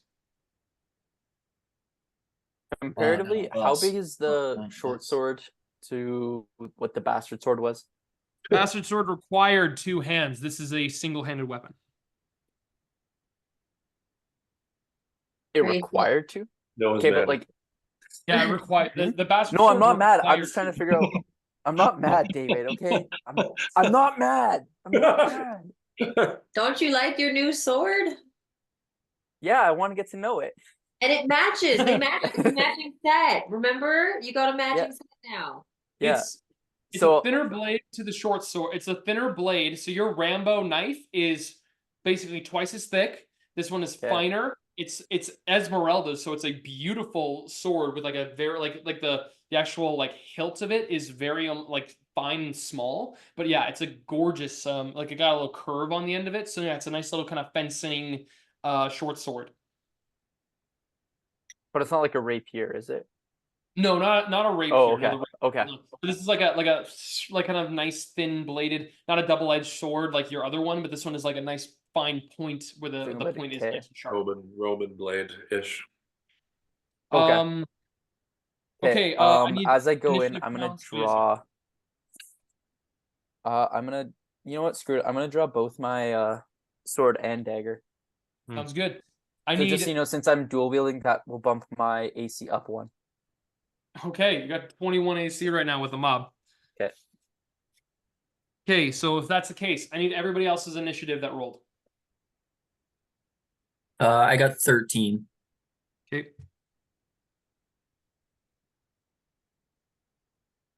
Oh, I got a Uh, 17. Okay. As did I. Okay, and I think that means that Bildrath, you have a higher dex, so you'll go first. All right, so in this, the rushing that you guys all have, I'll let you get your first kind of action here and what you want to do in your house, in your shop. But yeah, Kari is still in this. She's just in the store at this moment. So what I do is I make sure that my crossbow is in fact in my trench coat. And upon confirming that, I run to the breaking case of riot signs that are placed strategically by the door. Okay. Got it. You'll get to the closest one that Kari is kind of making her way towards. So, that's going to be, that's just your movement. You still have your action if you want to do anything. I'm going to pick up the signs, and next turn, I will place them. Okay, sounds good.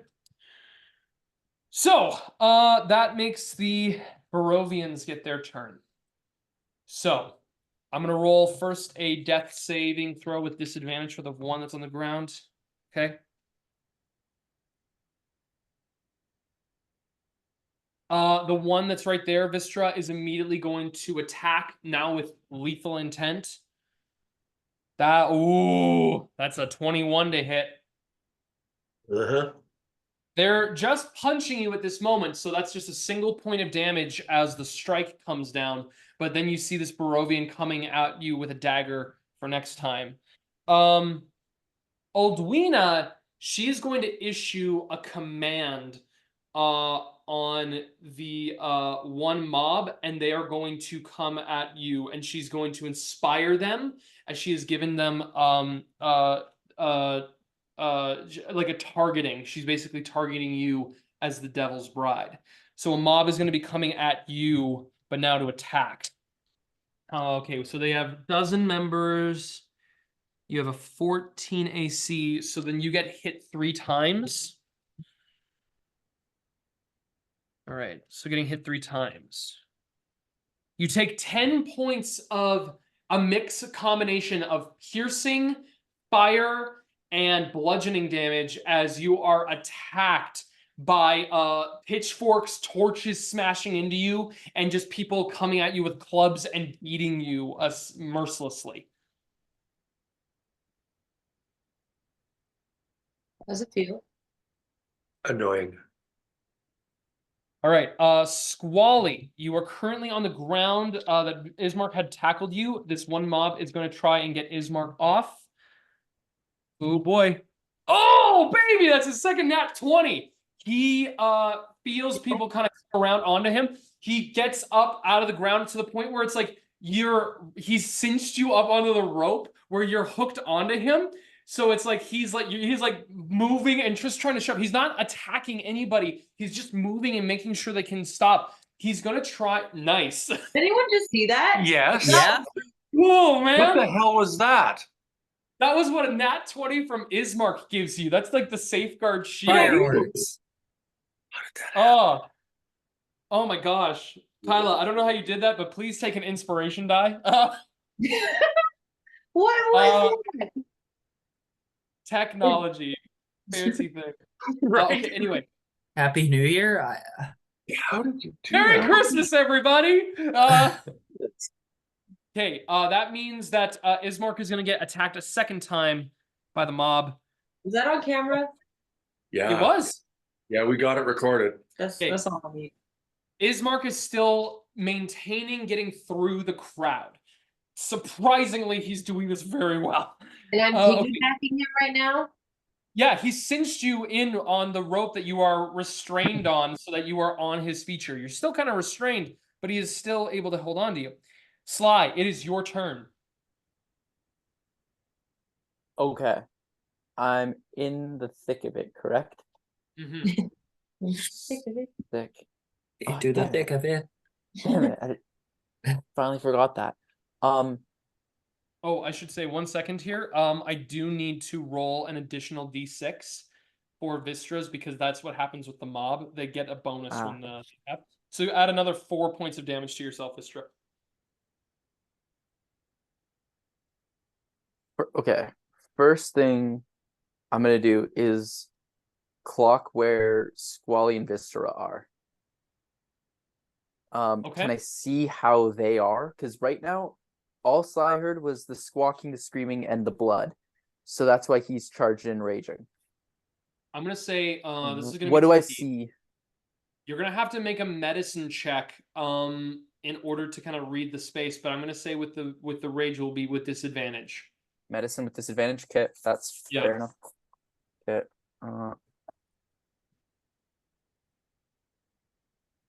18. With disadvantage? Oh god damn. I rolled a 19 and an 18. Okay, so it'd be tricky if you were trying to discern the status of wounds, but you're basically going in to be like, what's going on? How's everybody doing? You jump in and your bloodshot beast eyes look first at the victim that's bleeding out on the ground. He's not okay. This guy is going to die if he is not medically attended. You see Wystera. Wystera has suffered bludgeoning, fire damage, and piercing damage from a pitchfork stabbing into the side of her thigh. I guess I should be fair to Wystera. You would have half of one of these dice be reduced because you have resistance to fire, but the fire damage that I rolled was a 1, so you take 1 less point of damage. Okay, thank you. Yeah. So, with all that being said, Okay, so there's like some Barovian who's bleeding out on the ground. Wystera is stabbed in the leg and beaten. How is Yeah. Squally? Squally is right now, you can see Squally is being right now restrained and carried by Ismark, who's like pushing his way through. Ismark is looking exhausted, but he's doing good. And Squally's probably just received all the average wounds that they had prior, like back in Berets. So that's it. Okay, cool. So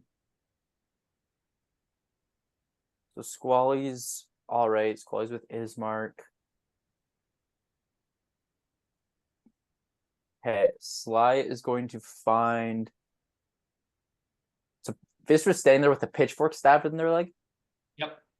Okay, Sly is going to take the flat side of his sword and take a swing and like try and like whack the civilian with who's stabbing Wystera. Okay, flat end of the blade. Go on and make an attack. Yeah, and then okay, and then kind of just like take another swing at. So like with the sword, swing at that guy. Dagger, kind of just whoever's closest, just take like kind of a warning shot like Wystera did before. With the sharp end?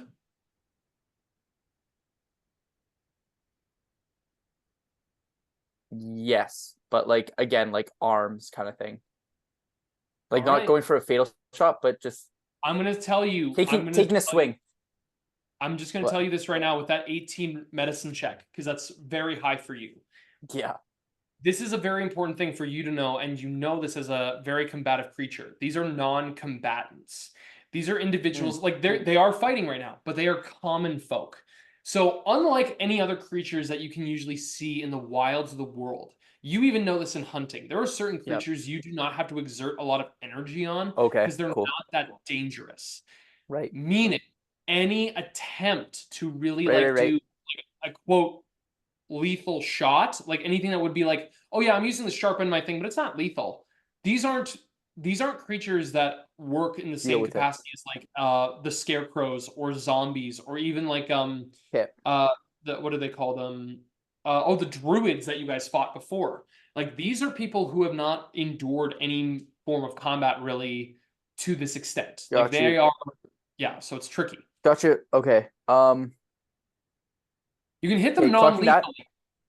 Okay, clocking with that. Can I do the flat end of the dagger as well? Yeah, absolutely. So I'm just Absolutely. like slapping people with the flat end of my blades. Absolutely. Remember Okay. to add your rage damage to these attacks too. Yes. You're just Okay, so I'll attacking the do first the- major mob. Yes, I will do the. Okay. Because I got the 3, so I'm gonna do sword on the person stabbing Wystera, and Okay. then dagger. I'm just gonna take like 2 flat swings at whoever's closest. Dagger 2 flat swings on whoever is closest. Yeah, Okay. so I'll use my extra yeah. tech with that. Okay, so Yeah, first with short sword. 15. Oh yeah. Dagger first one. 11. Oh yeah, that hits. Second one is a 7. 7 misses. 7 misses. Okay. Okay, so damage for the short sword would be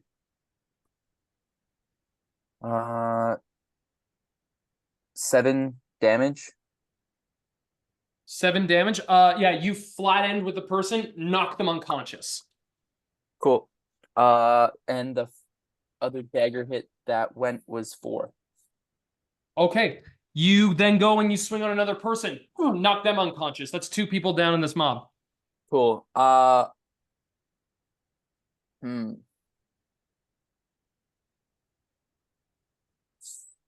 we swarmed around? Like we're completely surrounded by people right now? Oh yeah, it's difficult terrain to move here, but you're also like unable to be harmed. There's one point where you're smacking these people, you look down, you see a kid who's just like big cat and just looking at you right in the face. Yeah. Yeah, you're encircled, but it's for you, it's not that hard to navigate. Yeah. Yeah, I was just trying to figure out if there's like a spot where I can like get Wystera behind me, but if I do that, I'm assuming we're just surrounded all around. Oh, sure. They are dropped. Okay. 2 attacks. Sly's just gonna try and let out like a huge roar at people to try and scatter them back. All right, go on. Well, I'll say you used your action already. And Okay. that's going to be a big action. So, but you can do Okay, that on your then next. never mind. Okay, All right, never mind. Yeah. Bill Draft. Then It's I'll your just turn. kind of I'll just be like defensive stance with Wystera. So Bill Drath, what he does is he puts up 3 signs in front of his store. The one reads "No rioting zone." The second one reads "Riot sale, half price pitchforks and torches," and the last sign says "Medical supplies available."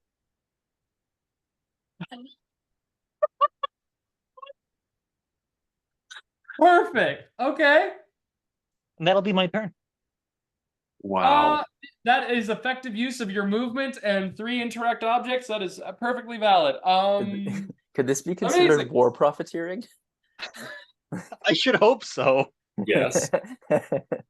All right, that then goes to Periwinkle. Periwinkle. He goes upstairs. Bill Drath, can I do anything? You get the banner, the really big Riot banner.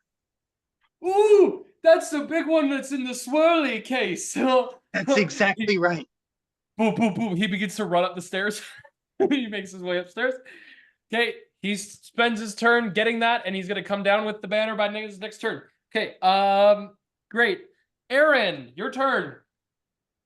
All right, so because I saw Sly do a cool thing and jump over the top, and now I'm feeling young and spry, I'm gonna try to like run and springboard off of like one of the Barovians and over the top of the pile into where my friends are. Go ahead and make that athletics check right now.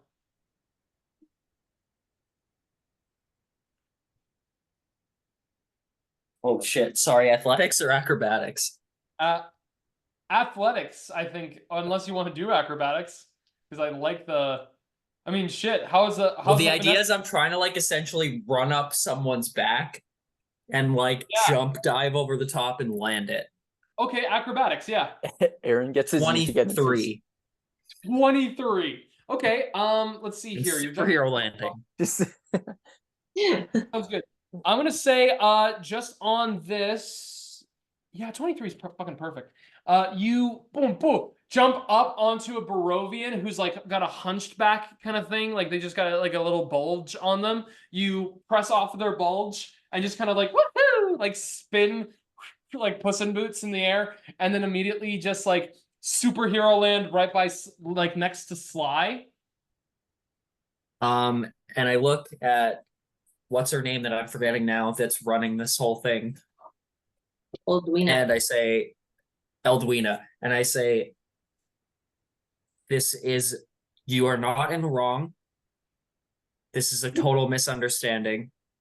But if you don't back down, I will do what I have to protect my friends. Ooh, go ahead and make a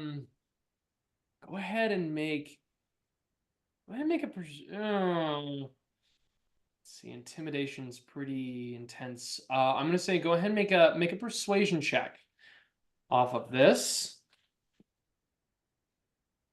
She's gonna make wisdom saving throw. Not awesome. 13. Okay. Eldwina falters a little bit here, but she's faltering in a way that is tremendously scared.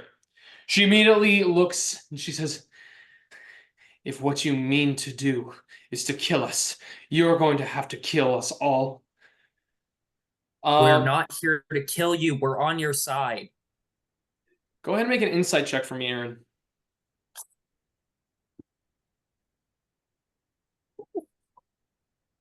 18. Okay. Here's the situation.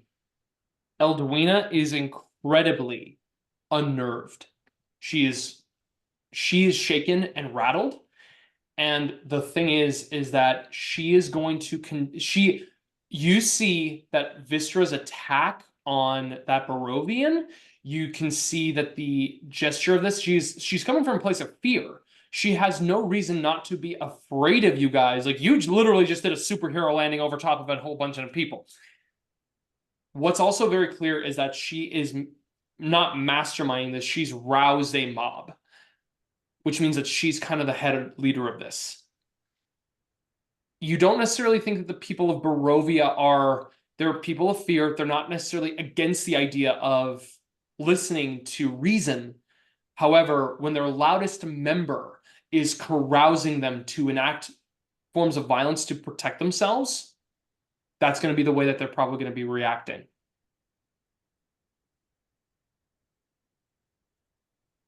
So it doesn't seem like anyone's backing down.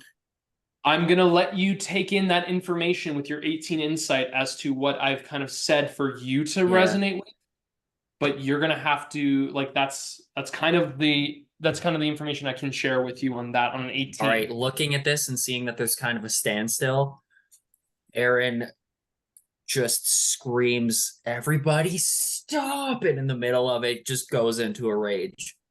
Okay, I'm going to tell you this right now, Eren. you go into your rage, and as you do, spectral light comes around you as your spectral form comes in, and what everybody sees, I don't know if you do are cognizant of this, but you burst out and both of your arms are present as one of them is a ghostly like appendage on your body. Does it have a sound effect like boing? No, not boing. Sound like a David. lightsaber? It's like in the scale of light on the scale of lightsaber. It's almost like Ooga. it's like you're unsheeping a cloud. Like, Nice.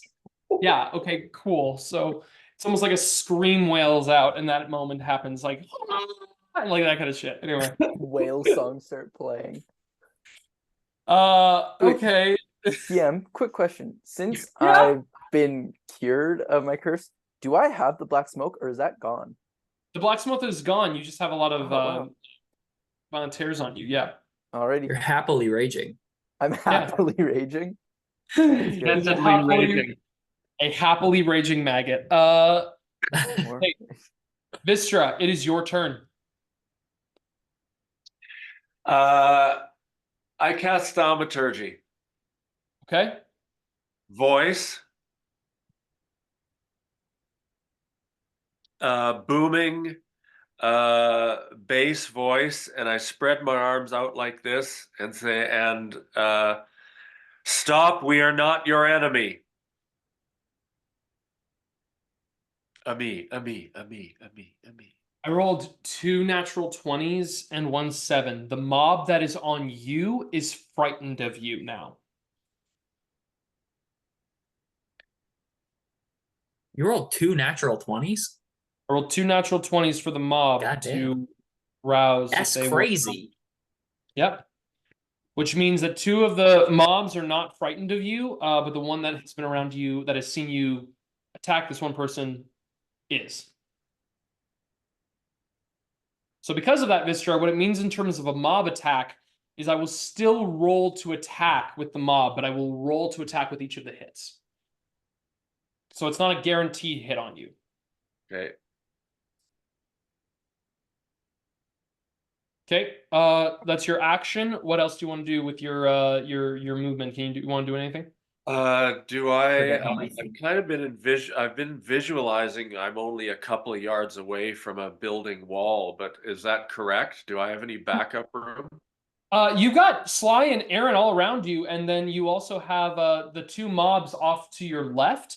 To your front, there is a Barovian that is in front of you, the one bleeding out on the ground, and then there is Eldwina across the way. You're a couple of yards from her, who's by a door to the inn. To the So there's Sly is between me and Eldwina.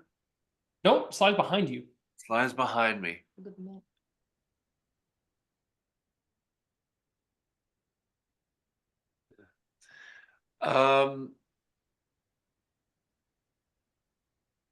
So the attack of opportunity of this guy, if I back up. You will not if you back up. If you back up from this individual, yes. Yeah, If that you, one individual. yeah, you'll get an attack of opportunity. He's on me. Yeah, okay. Not sure if he was right on me or I mean, not. he's also bleeding out. No, not that guy. The guy that's attacking me isn't bleeding out. Well, Yeah, there are 2. There are 2 people that are attacking.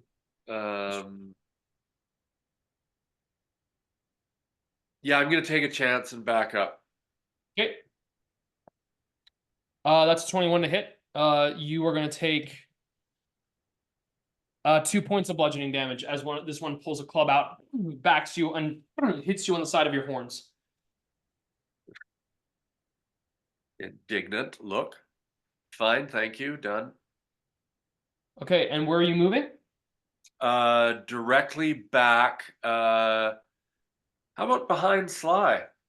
Sure. You can go behind Sly. You're in the thick of the mob now. Into the thick of it.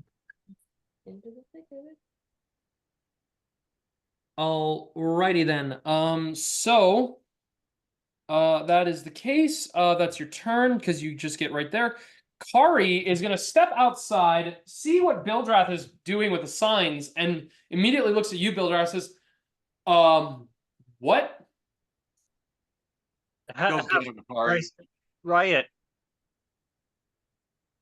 For both Can I ask- sides. She looks out, and at this moment, she's gonna ask you one question. I just have one question.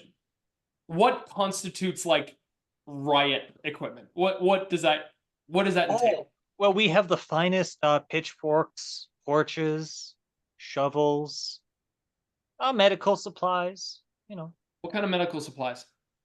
Oh, a little bit of this, a little bit of that, herbs, sutures, you know, silk. Show me a little bit of this and a little bit of that, and show me this. I want to see. Okay.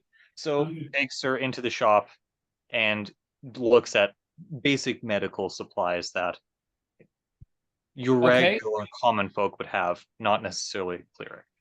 Right. She's gonna ask and inquire. She's gonna say a couple things. Torches. She's gonna look to get 10 of them from you. She's gonna ask if you have any healer's kits, if you have any of that. Start with the torches. How many torches? She's gonna get 10. Okay. So there'll be 25 silver pieces for the torches. She's gonna give you 25 silver pieces. And as for the healer's kits, just give me 1 second here while I look at my merchandise.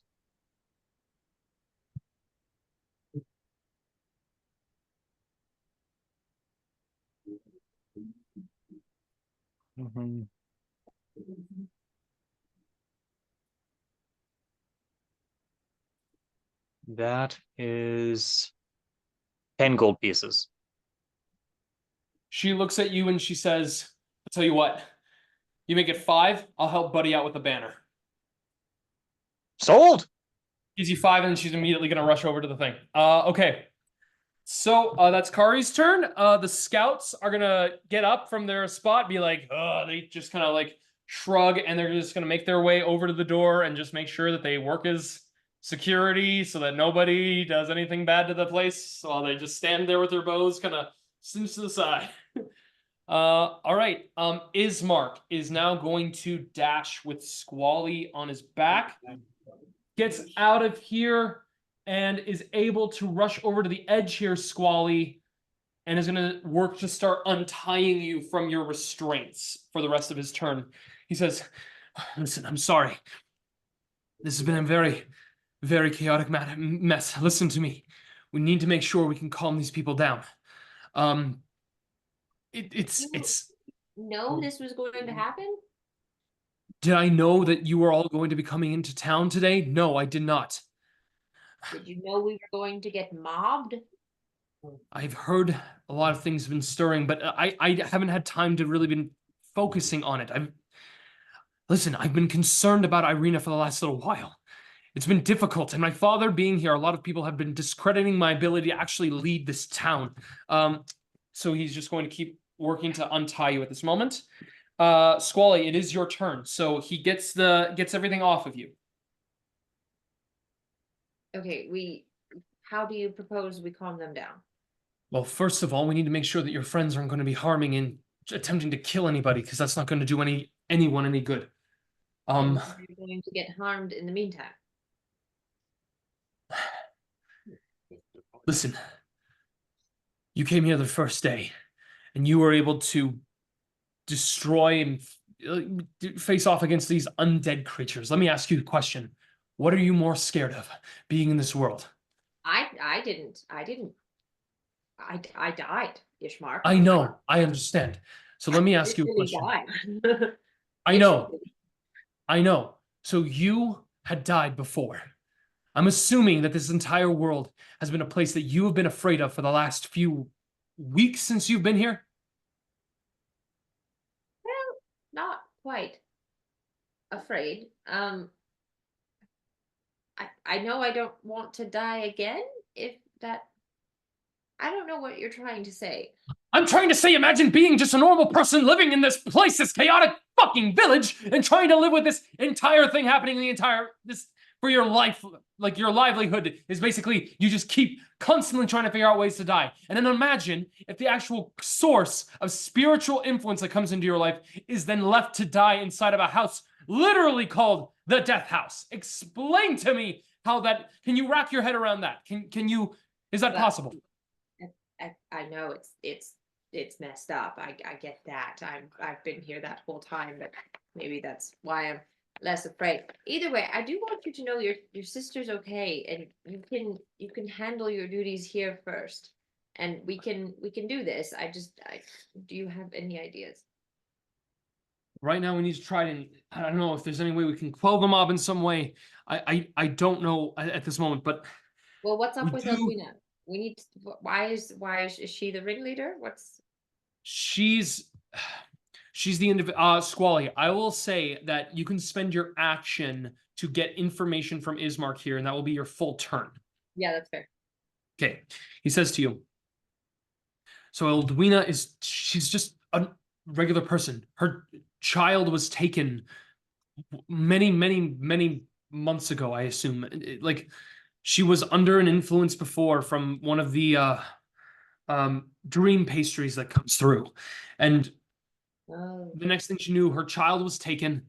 And when that happened, she's just been angry. They're all angry. They're scared. They're sad. There's nothing that we can really do. I see. DM, sorry, side question. Yeah. Remind me, we encountered the dream patry lady with the 2 kids. They were dead. No, there were no dead children with her. There was a live child that you returned to Barovia. That was a little while ago, but that was also, you know, kind of just one incident. But on the very first day, there was a child who was taken that you guys did not save. And she probably ate that child, right? You have no idea. There, I assume eaten. Okay, there's no way we can get her child back. Um, I mean, there is no way Vystera's his new bride. We need to at least get that point to her, because Wystera just doesn't like to be poked and prodded. She'll lash out at you quite easily. Eldwina is not in a state of being able to be reasoned with. Does this look like you're able to reason with its entirety at this moment? No. No, that's why I'm gathering information. She needs to be taken care of in this process, not killed, not murdered or anything. She just needs to be, she needs to just lose her sense of power. If she doesn't, is not in a position to be able to say anything to anyone, then we can actually speak to these people.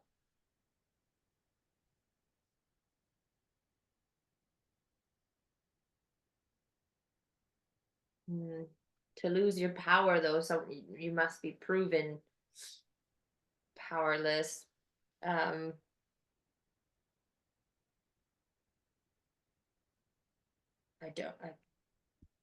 Is there anything she has against? Is that it? Sorry. I'm gonna let you think on that. Yeah, for your turn. All right, it's the Barovians. So because Squally and Ismark left, the mobs are now going to converge on Wystera, Sly, and Eren. Now, here's the thing. The size of these mobs is pretty big, but Wystera, Wystera could get mobbed pretty badly.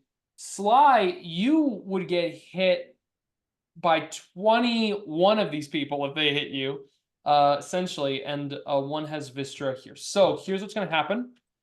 The first mob that's here is mainly focused on Wystera.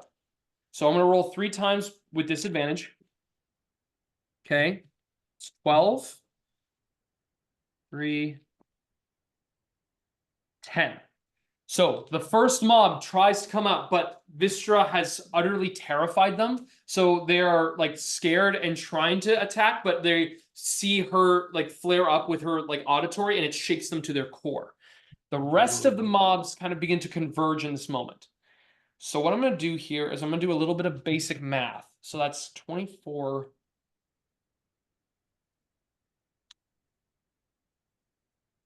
All right, there's no way that they are going to be able to hit this Sly unless all of them do it. And Eren is in that process there. So Eldwina gestures over to Eren and she says, "The Devil's Bride has a spectral guardian. Make sure that you lay him into the ground. Send him back to the screaming ancestors." Eren is going to be targeted. He gets hit by 2 portions of the mob, which means that is just 4d6 total.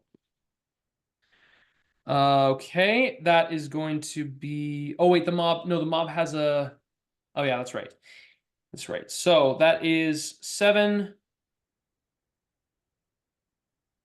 16, you have resistance to bludgeoning and piercing, but there's fire damage mixed into it. So I'm going to say you take 6 points of piercing and bludgeoning damage, and you take 3 points of fire damage, so 9 points of damage total, Eren. And Wystera will get attacked once. Is that 6 like after the Yeah, resistance? So you take 9 points of damage total considering resistance. Okay. Wystera, you take 4 points as you feel a torch singe your back as your body kind of reforms on it. But then While I'm being hit, you just see yeah. come out of my spectral arm, just spectral light that surrounds Wystera, and I give her my spirit shield. Ooh. Which is I can reduce 2d6 damage. 3. So I reduce 5 damage, so she takes none.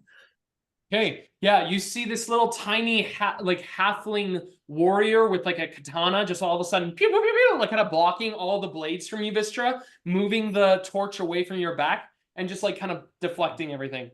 Sweet. I wink. Okay, awesome. So with that then goes to Bildrath. Oh, good. Put up another sign.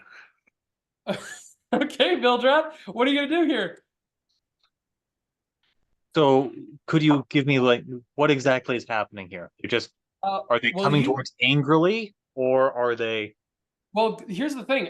You have so you put up signs. You're still inside, so you just collected the money from Kari. What do you want to do now that you've collected Kari's money? What do you want to do? Well, after the money is put away, I'm going to try and get the shovels, clubs, and pitchforks as close to the entrance of the store as I can. Okay, great. You need to move that. Go ahead and make a perception check for me, please. That's 16. 16. You can see coming up out of some of the homes, some people have boarded up. The people who are not part of the riot, you begin to see there is a good extra there's a good extra 2 full potential mobs that are making their way over to the store and are going to be able to at the end of this turn start to they're like smaller mobs, but they make up a full one, so they're gonna make up yeah, you get 3 like little mobs. They are going to be making their way over, and by the start of the next turn, you're going to start getting a lot more money to get discount offers on on riot gear. That's exactly what I like to hear. Perfect. Sly, it's your turn. Okay. Where is Edwina on the map? She's off map right now. She is She's way how out. far? From the group, she is going to be yards wise. I'd say she's probably at your distance about. How far is that from the spot? I think it's about 40 feet. Hmm.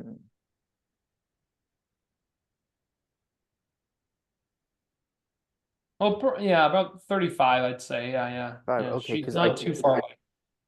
Yeah, she's not too far away from the mob, actually. Hold on a second, I'm distancing it. I'm just trying to think. I could try charging now and whacking her on the head.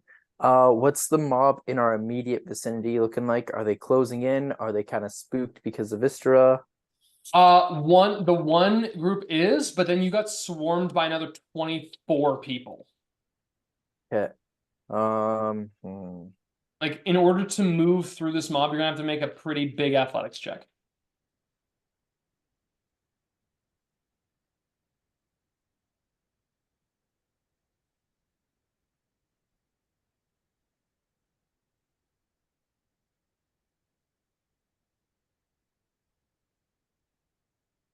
I'm just trying to think if Sly would be able to clock that she's the one ringleading this.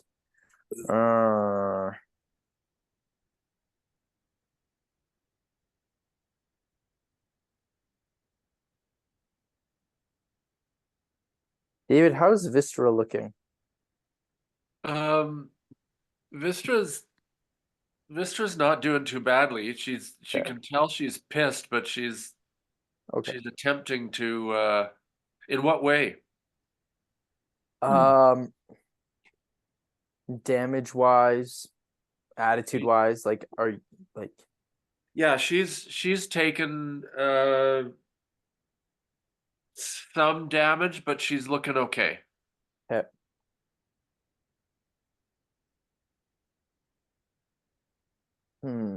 Okay.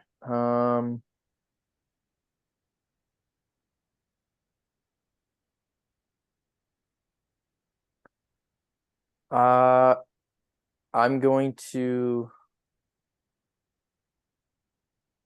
use my attacks to whack people with the flat ends of my weapons again. Okay, sounds good.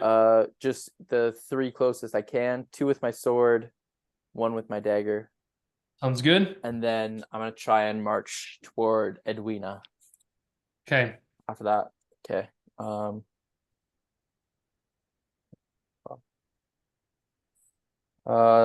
13 with the sword.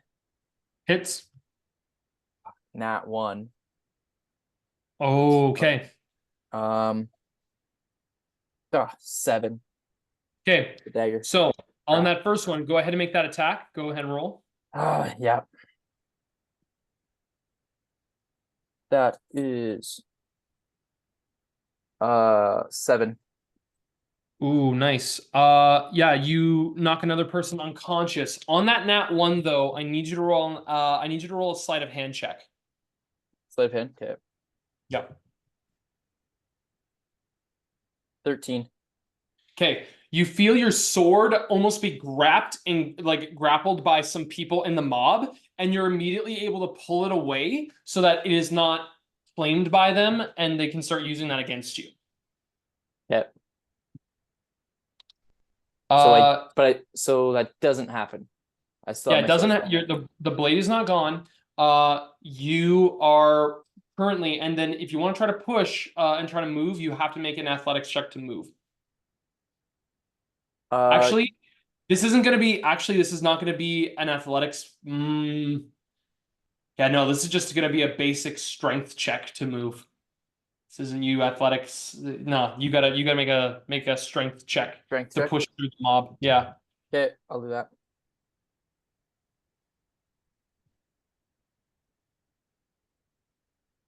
Uh, 15. 15. You are able to budge ever so slightly, but you are still caught in it. You get to the edge of the mob, and then there's like the one individual person left that was like protecting Elduina, and then there's Elduina. Or Yulduina. Okay. All right. So that goes to Periwinkle, who brings down the banner, is stepping down the stairs. Kari is able to come with him. He's like, hey, buddy, I'm going to help you out with that. He's like, oh, yay. So that's good. Eren, it's your turn. Way out. Can I get to Elduina? You gotta make an strength check to push through the crowd. Just a straight strength check, or am I making an athletics check? Straight strength check.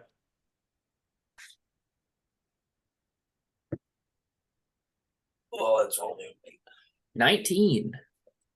19. Now this is already a little bit easier for you because you're a halfling. You can move through people's legs, but it is just the sheer Yeah. volume. But yeah, with a 19, you are able to slip underneath their legs. You do get out. Now you are at the edge of the mob.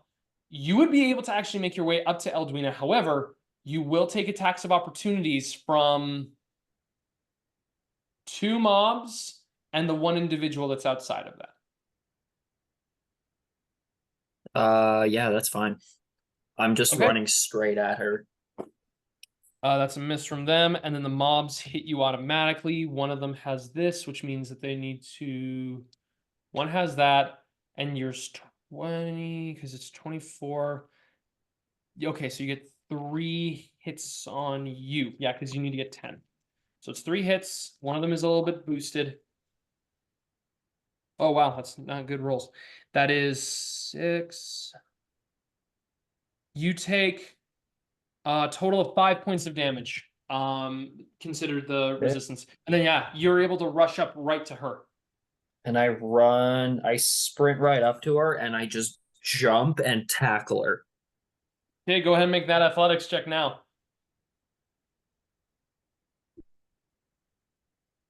Uh, 16. Oh, she very much failed that. Ooh. She goes right on into the tavern at this moment, and you streak across the ground.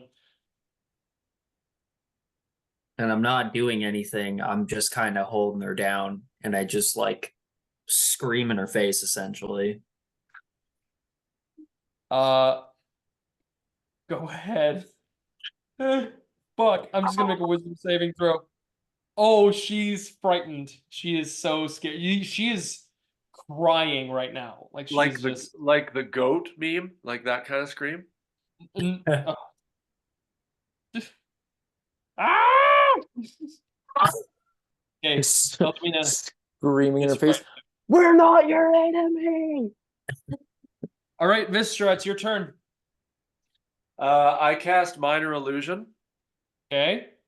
and I create an angel in front of me. And Okay. then with my voice, Uh-huh. I oh, I made DM facepalm again. Yes. With my voice, with my thaumaturgy voice, I shout, "We are the vanquisher of wolves. We are here to help you."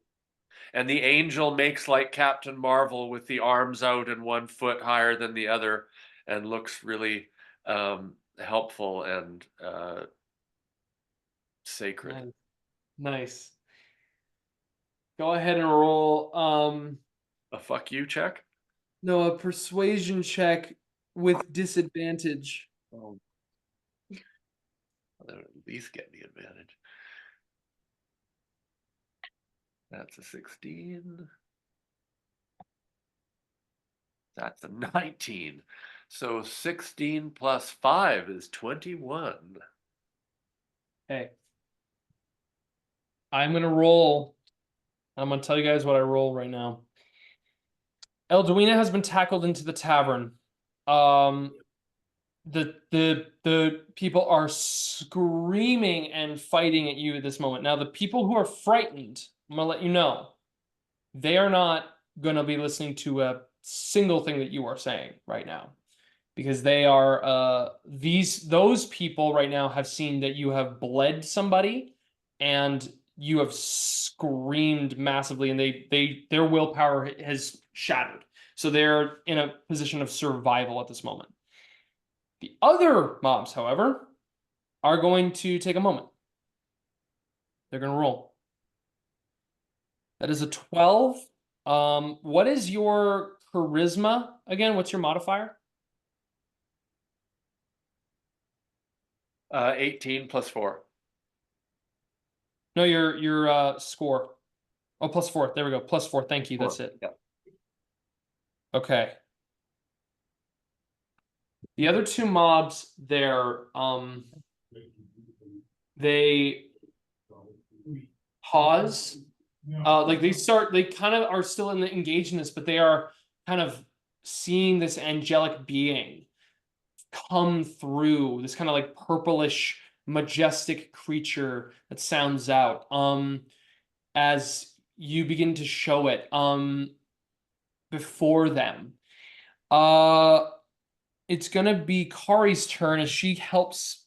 She's gonna help Winkle to get this thing up. Okay. Yeah, they are working together. Just get the banner, getting it up. She quickly gets a ladder and they start making their way up to it. The mobs are getting closer and closer to see what's going on. The scouts kind of just stand there still. The mobs are making their way. Ismark looks at you, Squally, and sees the mobs and says, "We don't have much time. We need to make sure that the crowds are." He looks and sees the angel across the way. Sees some of the people kind of confused by the fire. Sees everybody coming through. Okay, it looks like we have a little bit of time. Some of them are still active. Squally, listen to me. It is important. Elduina, she's not dangerous. None of these people truly are dangerous. Against wolves, sure, but we are as much victims in this world as anybody else. As much as you all were on your first day. So listen, if you want to figure out how to solve this, contribute in ways like that. Contribute in ways that can actually benefit, better these people, help them in some way. They need that more than anything, because everything else has been taken from them. Everything else has been taken from me. He gets like teary-eyed at this moment. He says, please. Well, he kind of waddles over and gives him a little pat with a wing. You know, I understand. I do think we need some way to stop Elduina from inciting the mob. And she's in the tavern right now? You can't see her. You'd have to make a perception check to see. Oh, God. Well, actually, your passive perception is really high. You would have seen, yeah, she got flung into the tavern. Let's start by going and talking to her, and maybe we can incite some sort of hope here, but we need her first. All right, so what do you want to do then with your turn? Start to go over towards the tavern with him. Could I give him some blessing of the trickster and help him sneak his way into the tavern with me? Sure, yeah, you can give him the blessing of the trickster. Yeah, you touch Ismark, so that he will have advantage on stealth checks. Beautiful. You bestow that onto him. What does he look like as you touch onto him? The surround, like you begin to actually see. I'll say if this works, because I remember last time how you described it. You touch him, and his body almost begins to take on this like kind of fiery look. So that mixes in with the bonfire. To be mixing up around on that. There. Yeah, that's a 19 for him. Perfect. That's him and I go to the tavern if we can. Is that a bonus action or an action? Ooh. I do not know. Because it's not a spell. Nope, it's not a spell. It's a feature. It's like a feat. Which is part of my domain. I don't know. Yeah, but you still have to do something to cast it. It's an action. Okay, so. Yeah. You can move. However, you will not be moving. You'll not be able to do the hide action, but Ismark is able to. So you could still be a target. Okay. All right. With that, it's the Barovians. Periwinkle, Winkle, and Kari get the banner up. All of these, you get your shop flooded with people immediately beginning to grab a bunch of torches and shovels and pitchforks. Let's see here. I'm gonna roll percentile dice here. Okay, out of the mob, about half of them, like 53%, come up and are immediately grabbing like one like single item things. How much how much are you charging for things like this on a generic basis? So shovels and pitchforks are going to be 10 gold pieces, and torches and clubs are 2 silver pieces. Okay, more people are then going to be able to grab torches and clubs.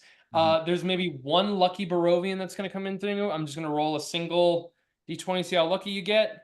Actually, let's have you go ahead and roll a d20 for me on this one. We're going to say it's going to be your charisma plus your wisdom modifiers. Charisma Just in plus terms wisdom. of what's your score in that? What's your total score? That'd be +5. No. What is like the score for your charisma and the score for your wisdom? Oh, +3 and then +2. Okay, so then we're gonna say, yeah, we'll give it a +3. Okay. 22. 22. Okay, great. You get congratulations. You get 6 Barovians who had 10 gold pieces lying around, which is utterly ridiculous. They're like, man, I've been saving up my money for the next riot meeting, for the next riot sale. Let's go. So you Outside, you see the banner, which is now flying from the shop, says Barovian Riot Bonanza. we're here for the Bonanza, baby. They go inside. You get 60 gold pieces, and then for the torches, you get 14 silver pieces across that. Okay. That's that one Barovian group's turn. The other one is afraid, and they're still gonna fight Wystera. So I gotta roll with disadvantage. Miss. That's a 12. It misses. That misses as well. They're not functioning well here.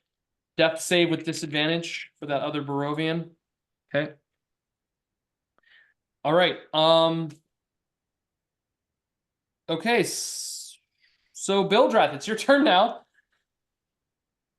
Well, now that we've dealt with the first mob coming through and getting everything, I'm going to yell at Periwinkle, get over here. We need more everything. Okay. He's gonna go down and he's gonna go into the storage. He's gonna go down to the back alley to go to your storage space, to your next door neighbors and see if they can get. Oh wait, no, it's the building next door. He's gonna run over next door. So he just runs through the shop, runs out, he bumps into a bunch of stuff, making his way to the front door. Perfect. Anything else? And then there are the 2 scouts. There's Yes. Soldar and Yevgeny. I'm going to Yes. give them pre-lit torches that are going to Okay. be for sale. Yeah. Perfect. So you are expedite the process where torches you're passing them out. They put their bows to the side. You give them like 2 torches each to hold to pass off to would-be buyers immediately to go. For the sake of it, I'll roll this. Let's just say that's going to add an additional.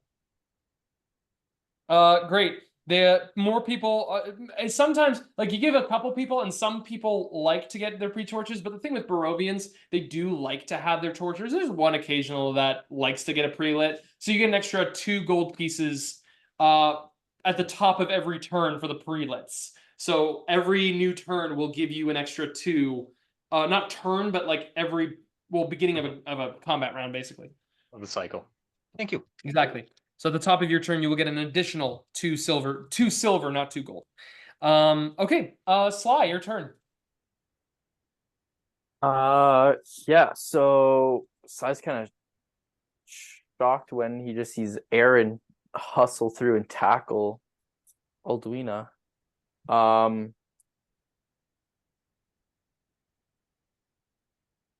What is the mob looking like Frightened. right now? Um, Frightened? Yeah, many of them are still frightened at this moment. And there's the one that's at the ground that is like not looking better at all. They are like the one mob is subsiding because they're seeing this angel and they're kind of relaxing, but there's still an essence of fear still permeating around them. Yeah. Da, da, da.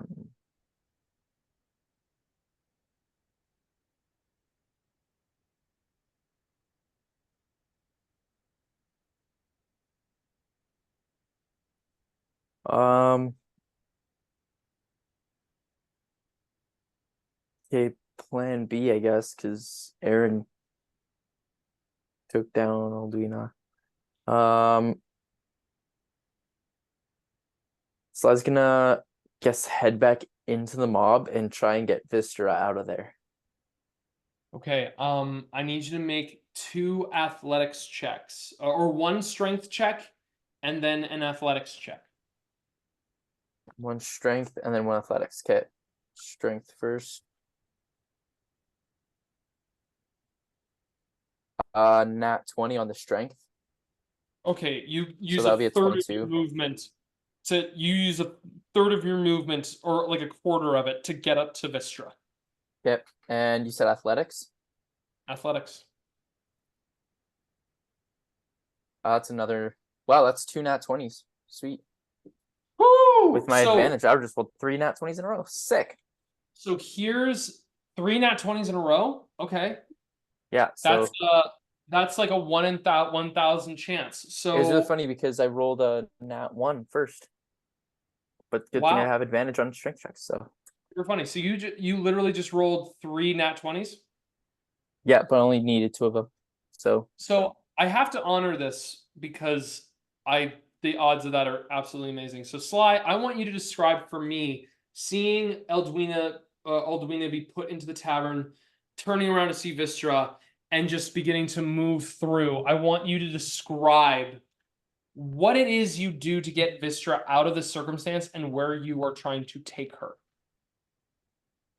And describe it in the most hero thing that anyone will hate. Every single person like watching the screen is like, oh, come on. Describe it in that way for us, please.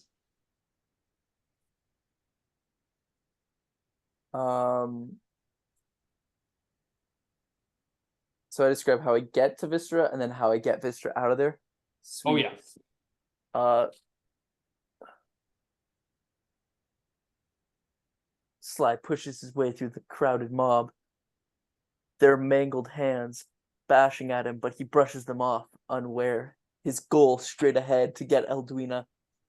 His companion Eren charges through ahead of him. A proud smile besmirches Sly's face as his once old and meager companion, now full of youthful exuberance, tackles what's the name of someone? The riot leader? I don't know. The riotess? I don't know. Riotous. The riotess into the tavern. Proud, Sly looks back. He sees Wystera fighting but hanging on. Sly puffs his chest and begins to run through, knocking over a Barovian torch user as it falls into a bundle of hay that explodes on impact as Sly slow-mo runs towards Wystera. Her gaze of sheer admiration and Oh, Jesus. as Sly, like David Hasselhoff, runs with the fire exploding behind him. One of A the Barovian Barovians comes up. just One like of the this Barovians. exploding hay. One of the Barovians stumbles in his way. Sly disarms them and smacks them upside the head with the flat side of his sword, knocking them unconscious. Oh. He continues on. See a small child watching. In awe, that child will one day want to be Sly. The ice cream falls off their The coat. ice cream falls off their coat. As the ice cream falls, ice Sly cream the ice cream that was in the form of like a deceased horse is melting, not from the heat of the bonfire behind them, but the epicness exuding from this cat man. As the ice cream falls, Sly catches it on the flat end of his blade and tucks it back on the cone and pats the kid on the head and leads it to bed with a glass of warm milk. Wow. He continues on through the horde trying to stop him, but they can't because of his sheer $6 million man music. confidence.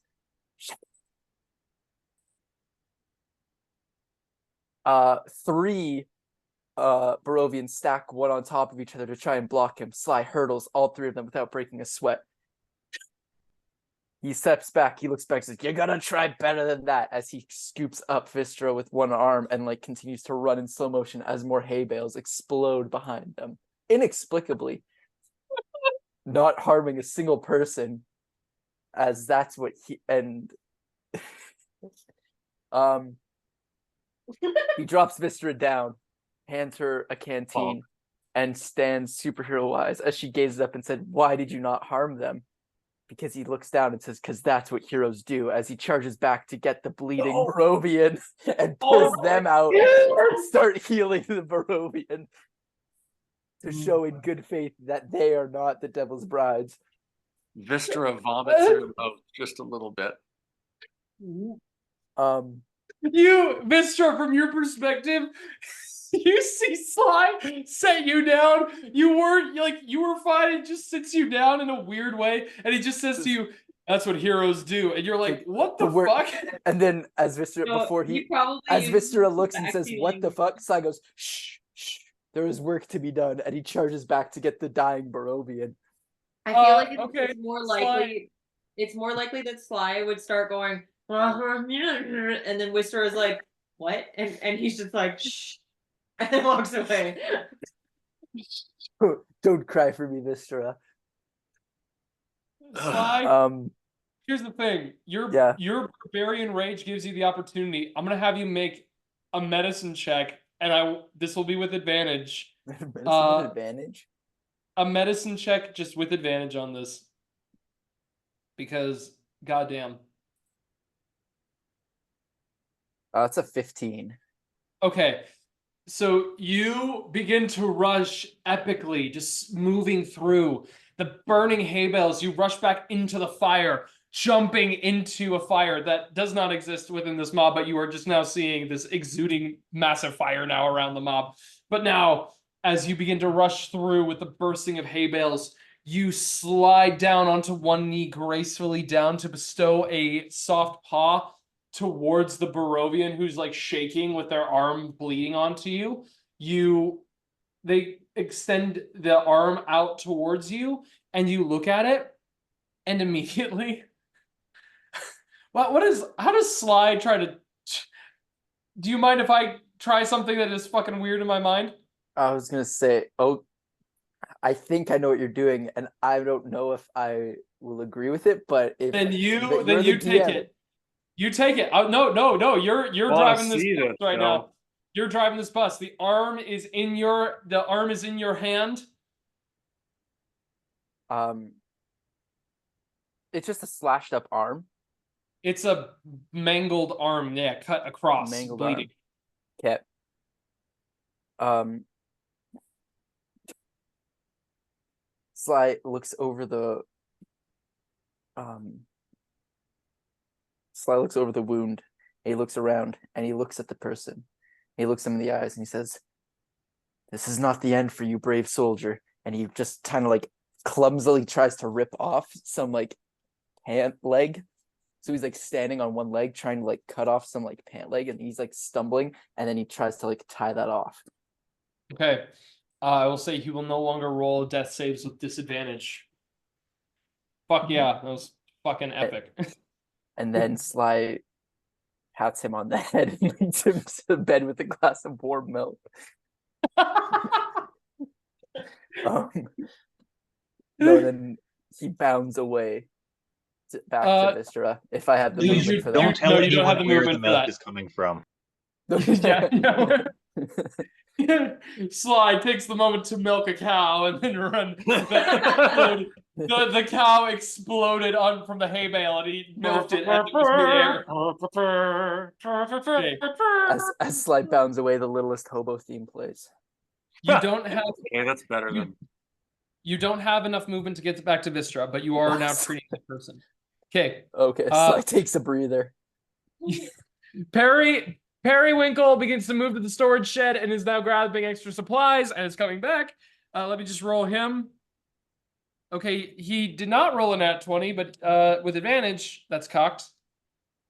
And he rolled a 18, so he sees this cat go across the way, and then Periwinkle, boom, like kind of bouncing, moving, trying to go. This is in slow motion, except he is actually in slow motion. He's not like, you know, in the epic motion of it. He's just slow motion and getting to the storage closet.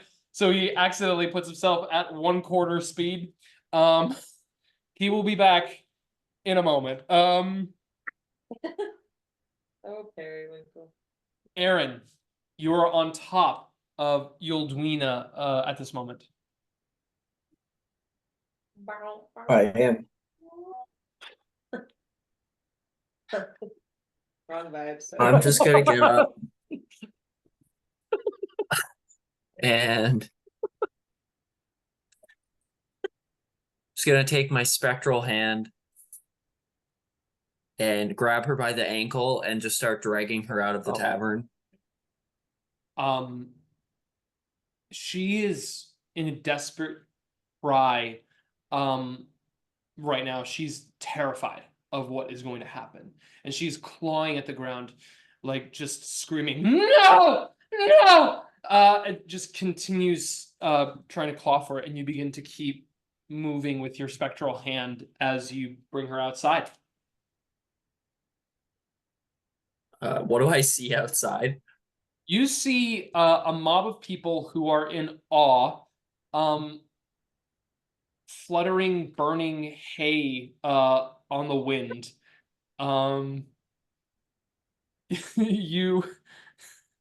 You see the mobs, like a few unconscious people. You see Sly is now trying to tie up the bleeding Barovian's arm.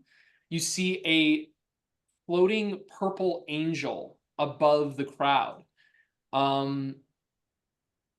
Yeah, you currently see all of this before you, and all the other Barovians are just kind of in awe, looking around, kind of confused, but just It's seeing inside for everything. 6 seconds. What happened out here? I just kind See a of kid drinking from milk as he's inside of an outdoor bed. just keep. Outdoor bed. I just start walking towards them, still holding her, just calmly, Okay. and that'll I be my believe- whole turn, just moving back towards the mob. I believe your rage at this point does go away, right? It'll go away at the end of my turn, yeah. Yeah, because you didn't take any damage. Okay, yeah. So at the end of your turn, you bring her out, and then the spectral arm disappears. Fades. And she just kind of like sits at the steps of the tavern.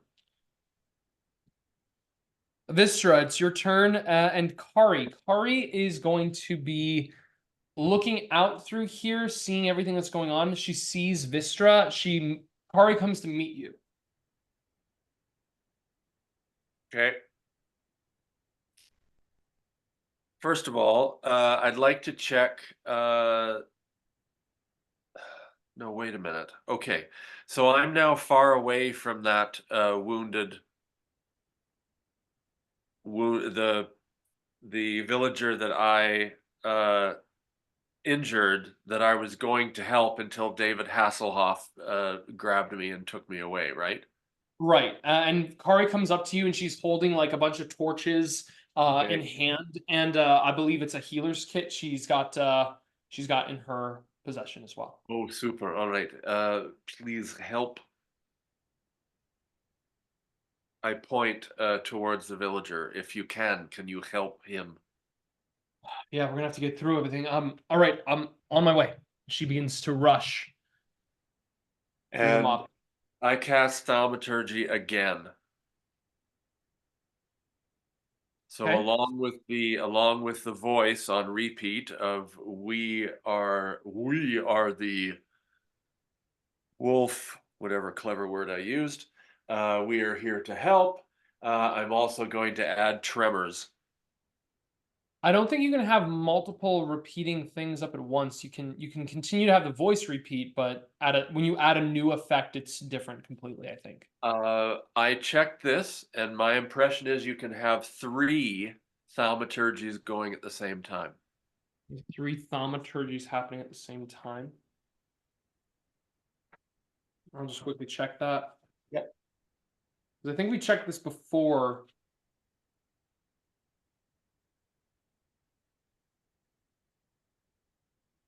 Okay, yeah, you can. Beautiful. So yeah, what do you want the tremors doing here at this moment? Just like So shaking yeah, just do, and again, I give a little bit of the angels, perhaps. Oh no, I can't move. No. Can I move the limbs of my minor illusion or no? If you're using an action for thaumaturgy, no. Yeah, okay. So the angel is just there. So I'll just do a little bit of a movement that appears like I'm doing it. I just want to create All right. tremors that will continue to freak them out. One of the mob groups, like some of the people stand still, but one of the mob begins to disperse, and they are freaking out because they believe that the earth is beginning to split around them, and they just begin to immediately run. They Thank scatter. you. Making Kari's job a little bit easier, but still kind of feeling them into a panic. Kari begins to make their way. The scouts hand out a torch. Get another one lit up. Stand there. The Ismark begins to make his way over here. He is going to begin to enact a element of charisma. It's not very good. He's trying to calm people down, but he does not have the power to do so with the supernatural that Wystera is enacting. Squally, it's your turn. Okay, she's sitting out on the steps now. She's on the steps. You can see Sly is right now looking at this person tying up this wound. How That close is did Ishmark get to continuing to Edwina? bleed. How close are they to you? How close is Ishmark to Edwina? Ismark is probably about 30 some feet by this point. 35 feet. Okay, well, we want to get close to her. All right. Do you do anything else with your, like, he's trying to calm down the mob at this point. It's not really working. She's rattled on the steps. Is there anything else you want to do at all with your action, or like are you just moving to her? Mainly trying to get to her, yeah. So you can use a dash action to get all the way up to her. Sure. Ishmark was gonna come with me though, right? He's used his action to be addressing the mob now, trying to just talk to them individually. He's used his movement to get closer to them, but he's talking to them individually. It's not really doing much. So he's no longer really on this path to Elduina. He's trying to focus on the people. Yeah, I'm still gonna go to Edwina. Okay, so you're going to use your dash action to get all the way up to her then. Mm-hmm. Okay, you get to up to Elduina. And What do you she's do? pretty like she's pretty scared. Yeah, she's terrified. Okay, just Squally's gonna come up here, just like hands up, like I'm not gonna hurt you. I just want to talk for a moment.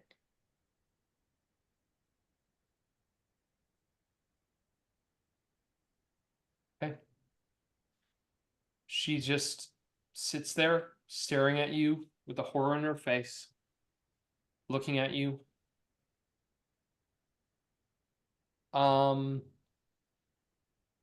What do you want to say? Look at what's happening around you right now. This is utter chaos, and it's not even.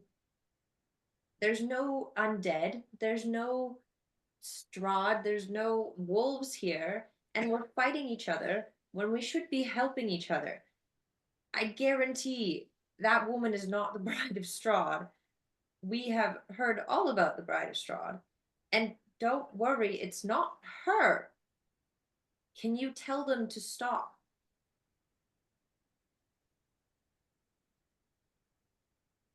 All right. It's the Barovian's turn. Aldwina takes her turn. I'm gonna roll one last time for the wounded Barovian.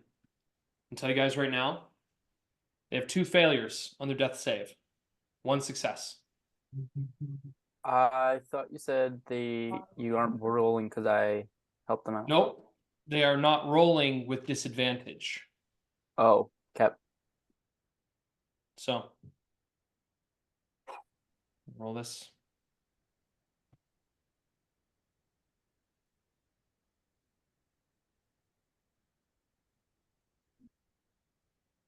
As you speak, Squally,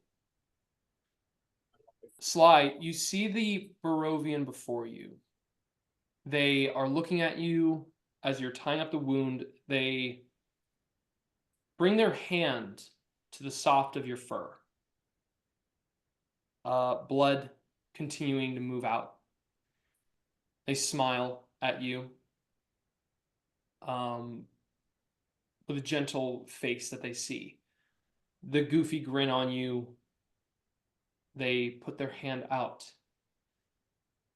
And as they extend their hand out, they begin to sink back. Their eyes begin to go dull, and their body goes limp in your arms as you feel them pass. And you can feel the weight of their body in their arm alone as your claws are drenched in blood. Kari begins to push through the mob, making her way up towards them.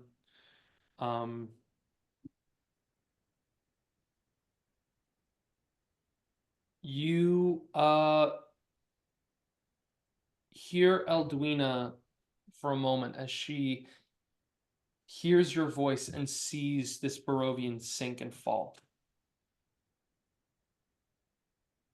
Her voice is trembling. And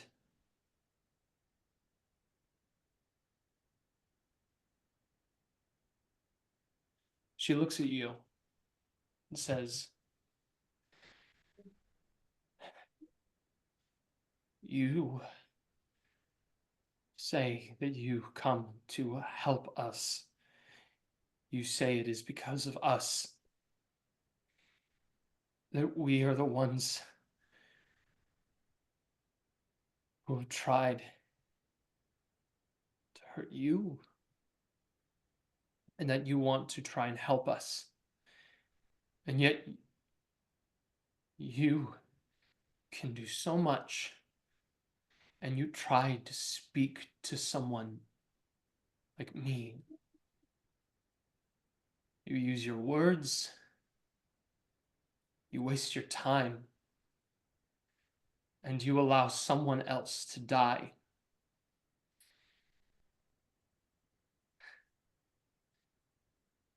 People like you don't care about us.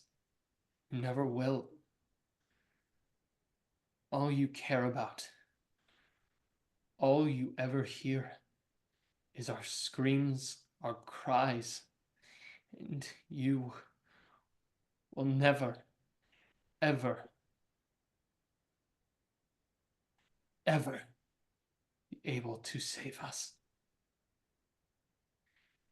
As you begin to hear the Squally, you begin to become overwhelmed, hearing inside of you the screams and the voices of the wind of Barovia pick up as you feel the fiery grain blowing in the wind, as if each single grain of hay is a cry, each one that burns up into the air is as if one person is being immolated. And what you see in the nighttime, moving from the graveyard behind you in the church, you begin to see spirits beginning to come out from the graves, beginning to march through the street, the main street of Barovia, all of you, the mob as well, passed through the bonfire, beginning to make their way down the road.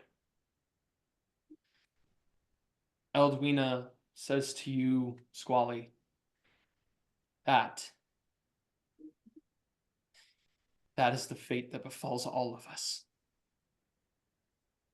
This line of march, this death march, will lead all the way. You guys have seen this before. Eren, you have.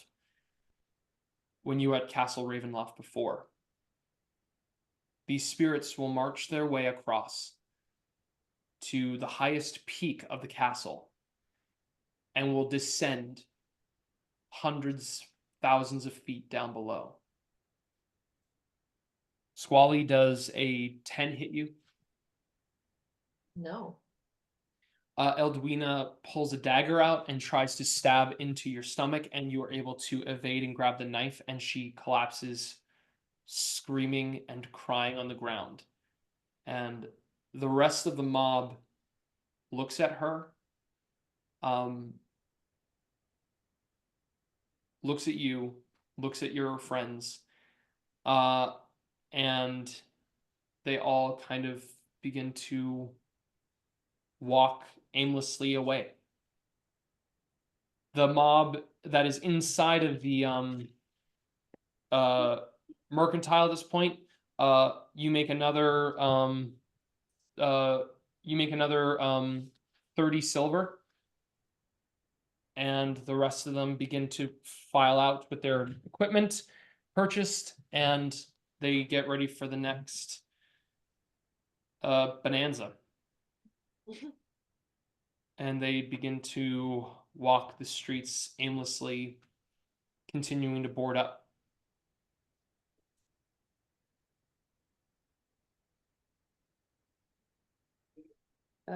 Squally just kind of stays with Eldwina while she cries. You know, does he get an aura at all? An aura? Mm-hmm. That Squally can emanate? Or maybe can he use part of the screams and everything that he's hearing to emanate their aura? I don't know. Squally, I want you to make an insight check right now. Well,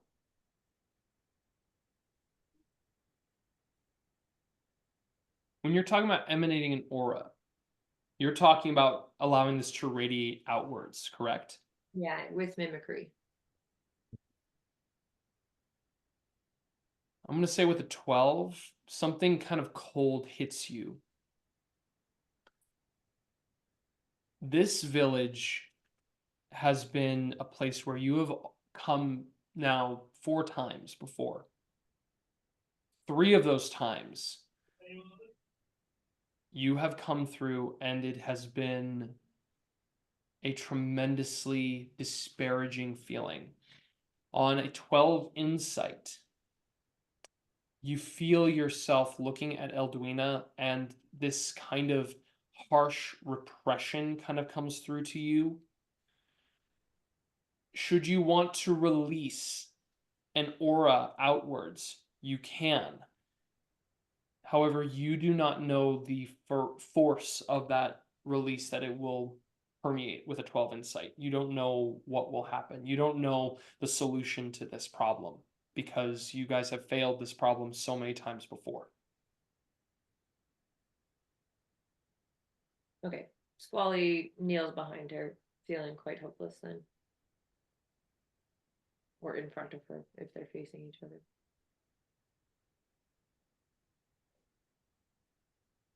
The rest of you, what do you all do at this moment? What do you work to do?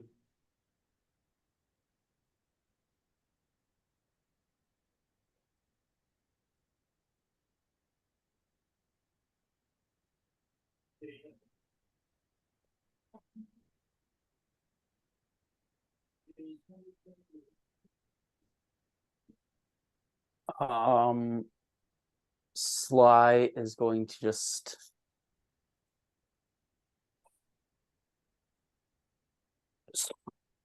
hold this person that just died in his arms needlessly, and just close their eyes and just hold them. Like, is the mob still around, or has it completely like dissipated? They are Its latest spin? scattering mostly. Yeah. There's no one who like came looking for this person. No. Okay, so I was just gonna like stay with this person as his like rage wears off. You see as the kid whose ice cream melted walks up. You notice them not from that, but you notice it because of there's drops of gray cream just like falling on top of the body. Just looking and staring. As this like blue-faced child just looks at this person.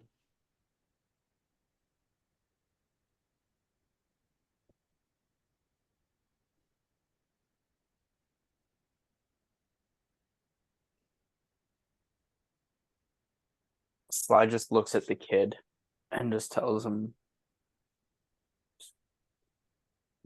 "Run along home now."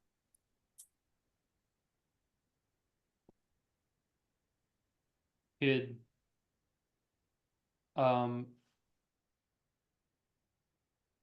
puts the ice cream cone onto the forehead of the person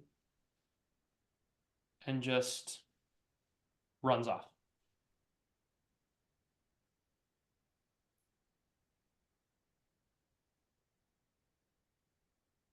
I will take the ice cream cone off and just kind of like tie to the person up. Like, he'll take like a little rag and just like lick it and like clean off any like dirt or grime on this person.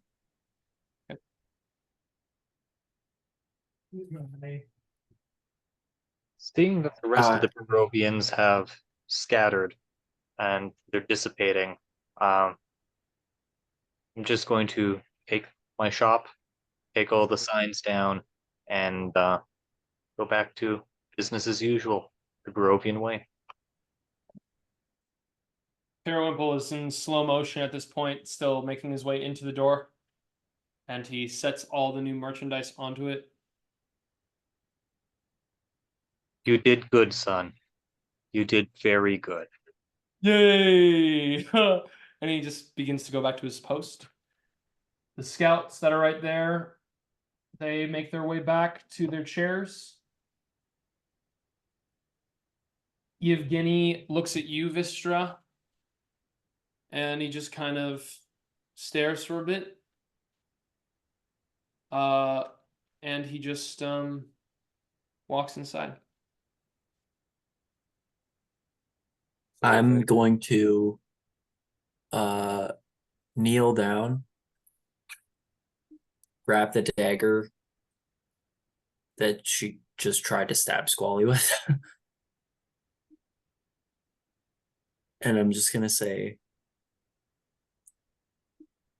I know you'll never believe this after everything that just happened, but you're wrong. We do care. And we are gonna help everyone here. And then I'm just gonna walk away.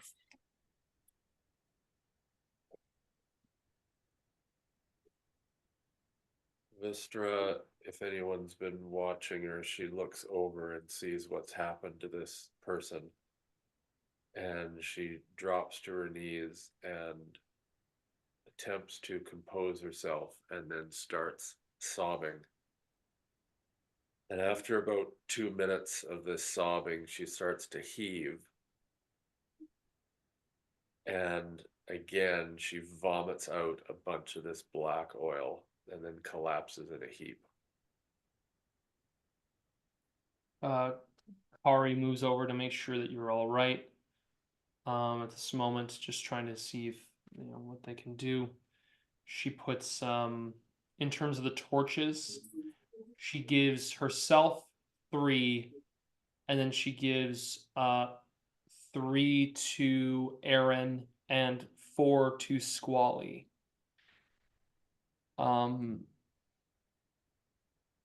She gives the healer's kit to Sly. She says to you, Sly, I know it was really hard to have endured what you did, but my hope is that if we're ever caught up in other things, maybe you can be able to do the job that the rest of us can't. She looks at the person. And I'm going to look at one last thing here. I think she can do this. Thanks, Gravity.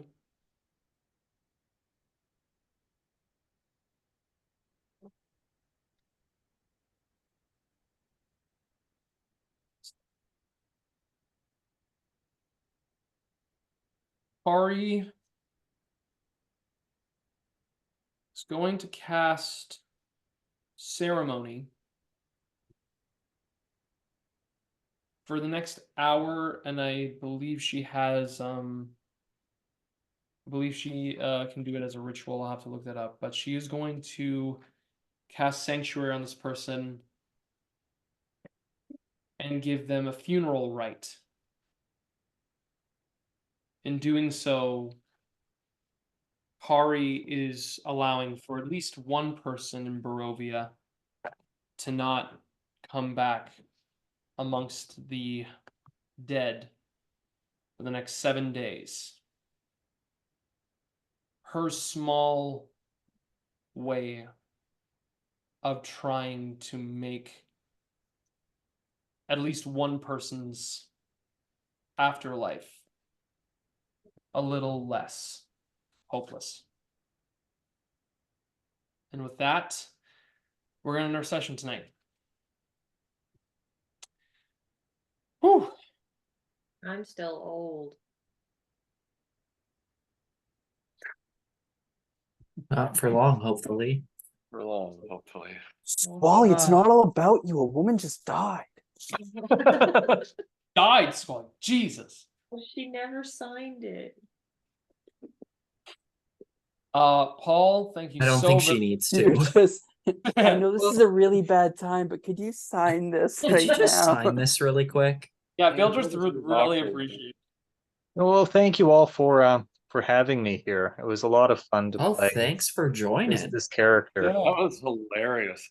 the great. Awesome, That's so man. great. Really funny. Yeah. Oh my god. When you were like pulling down signs in case of riot, I'm like, oh, here we go. What's it gonna be? And it's like, Yeah. I'm gonna do some advertising.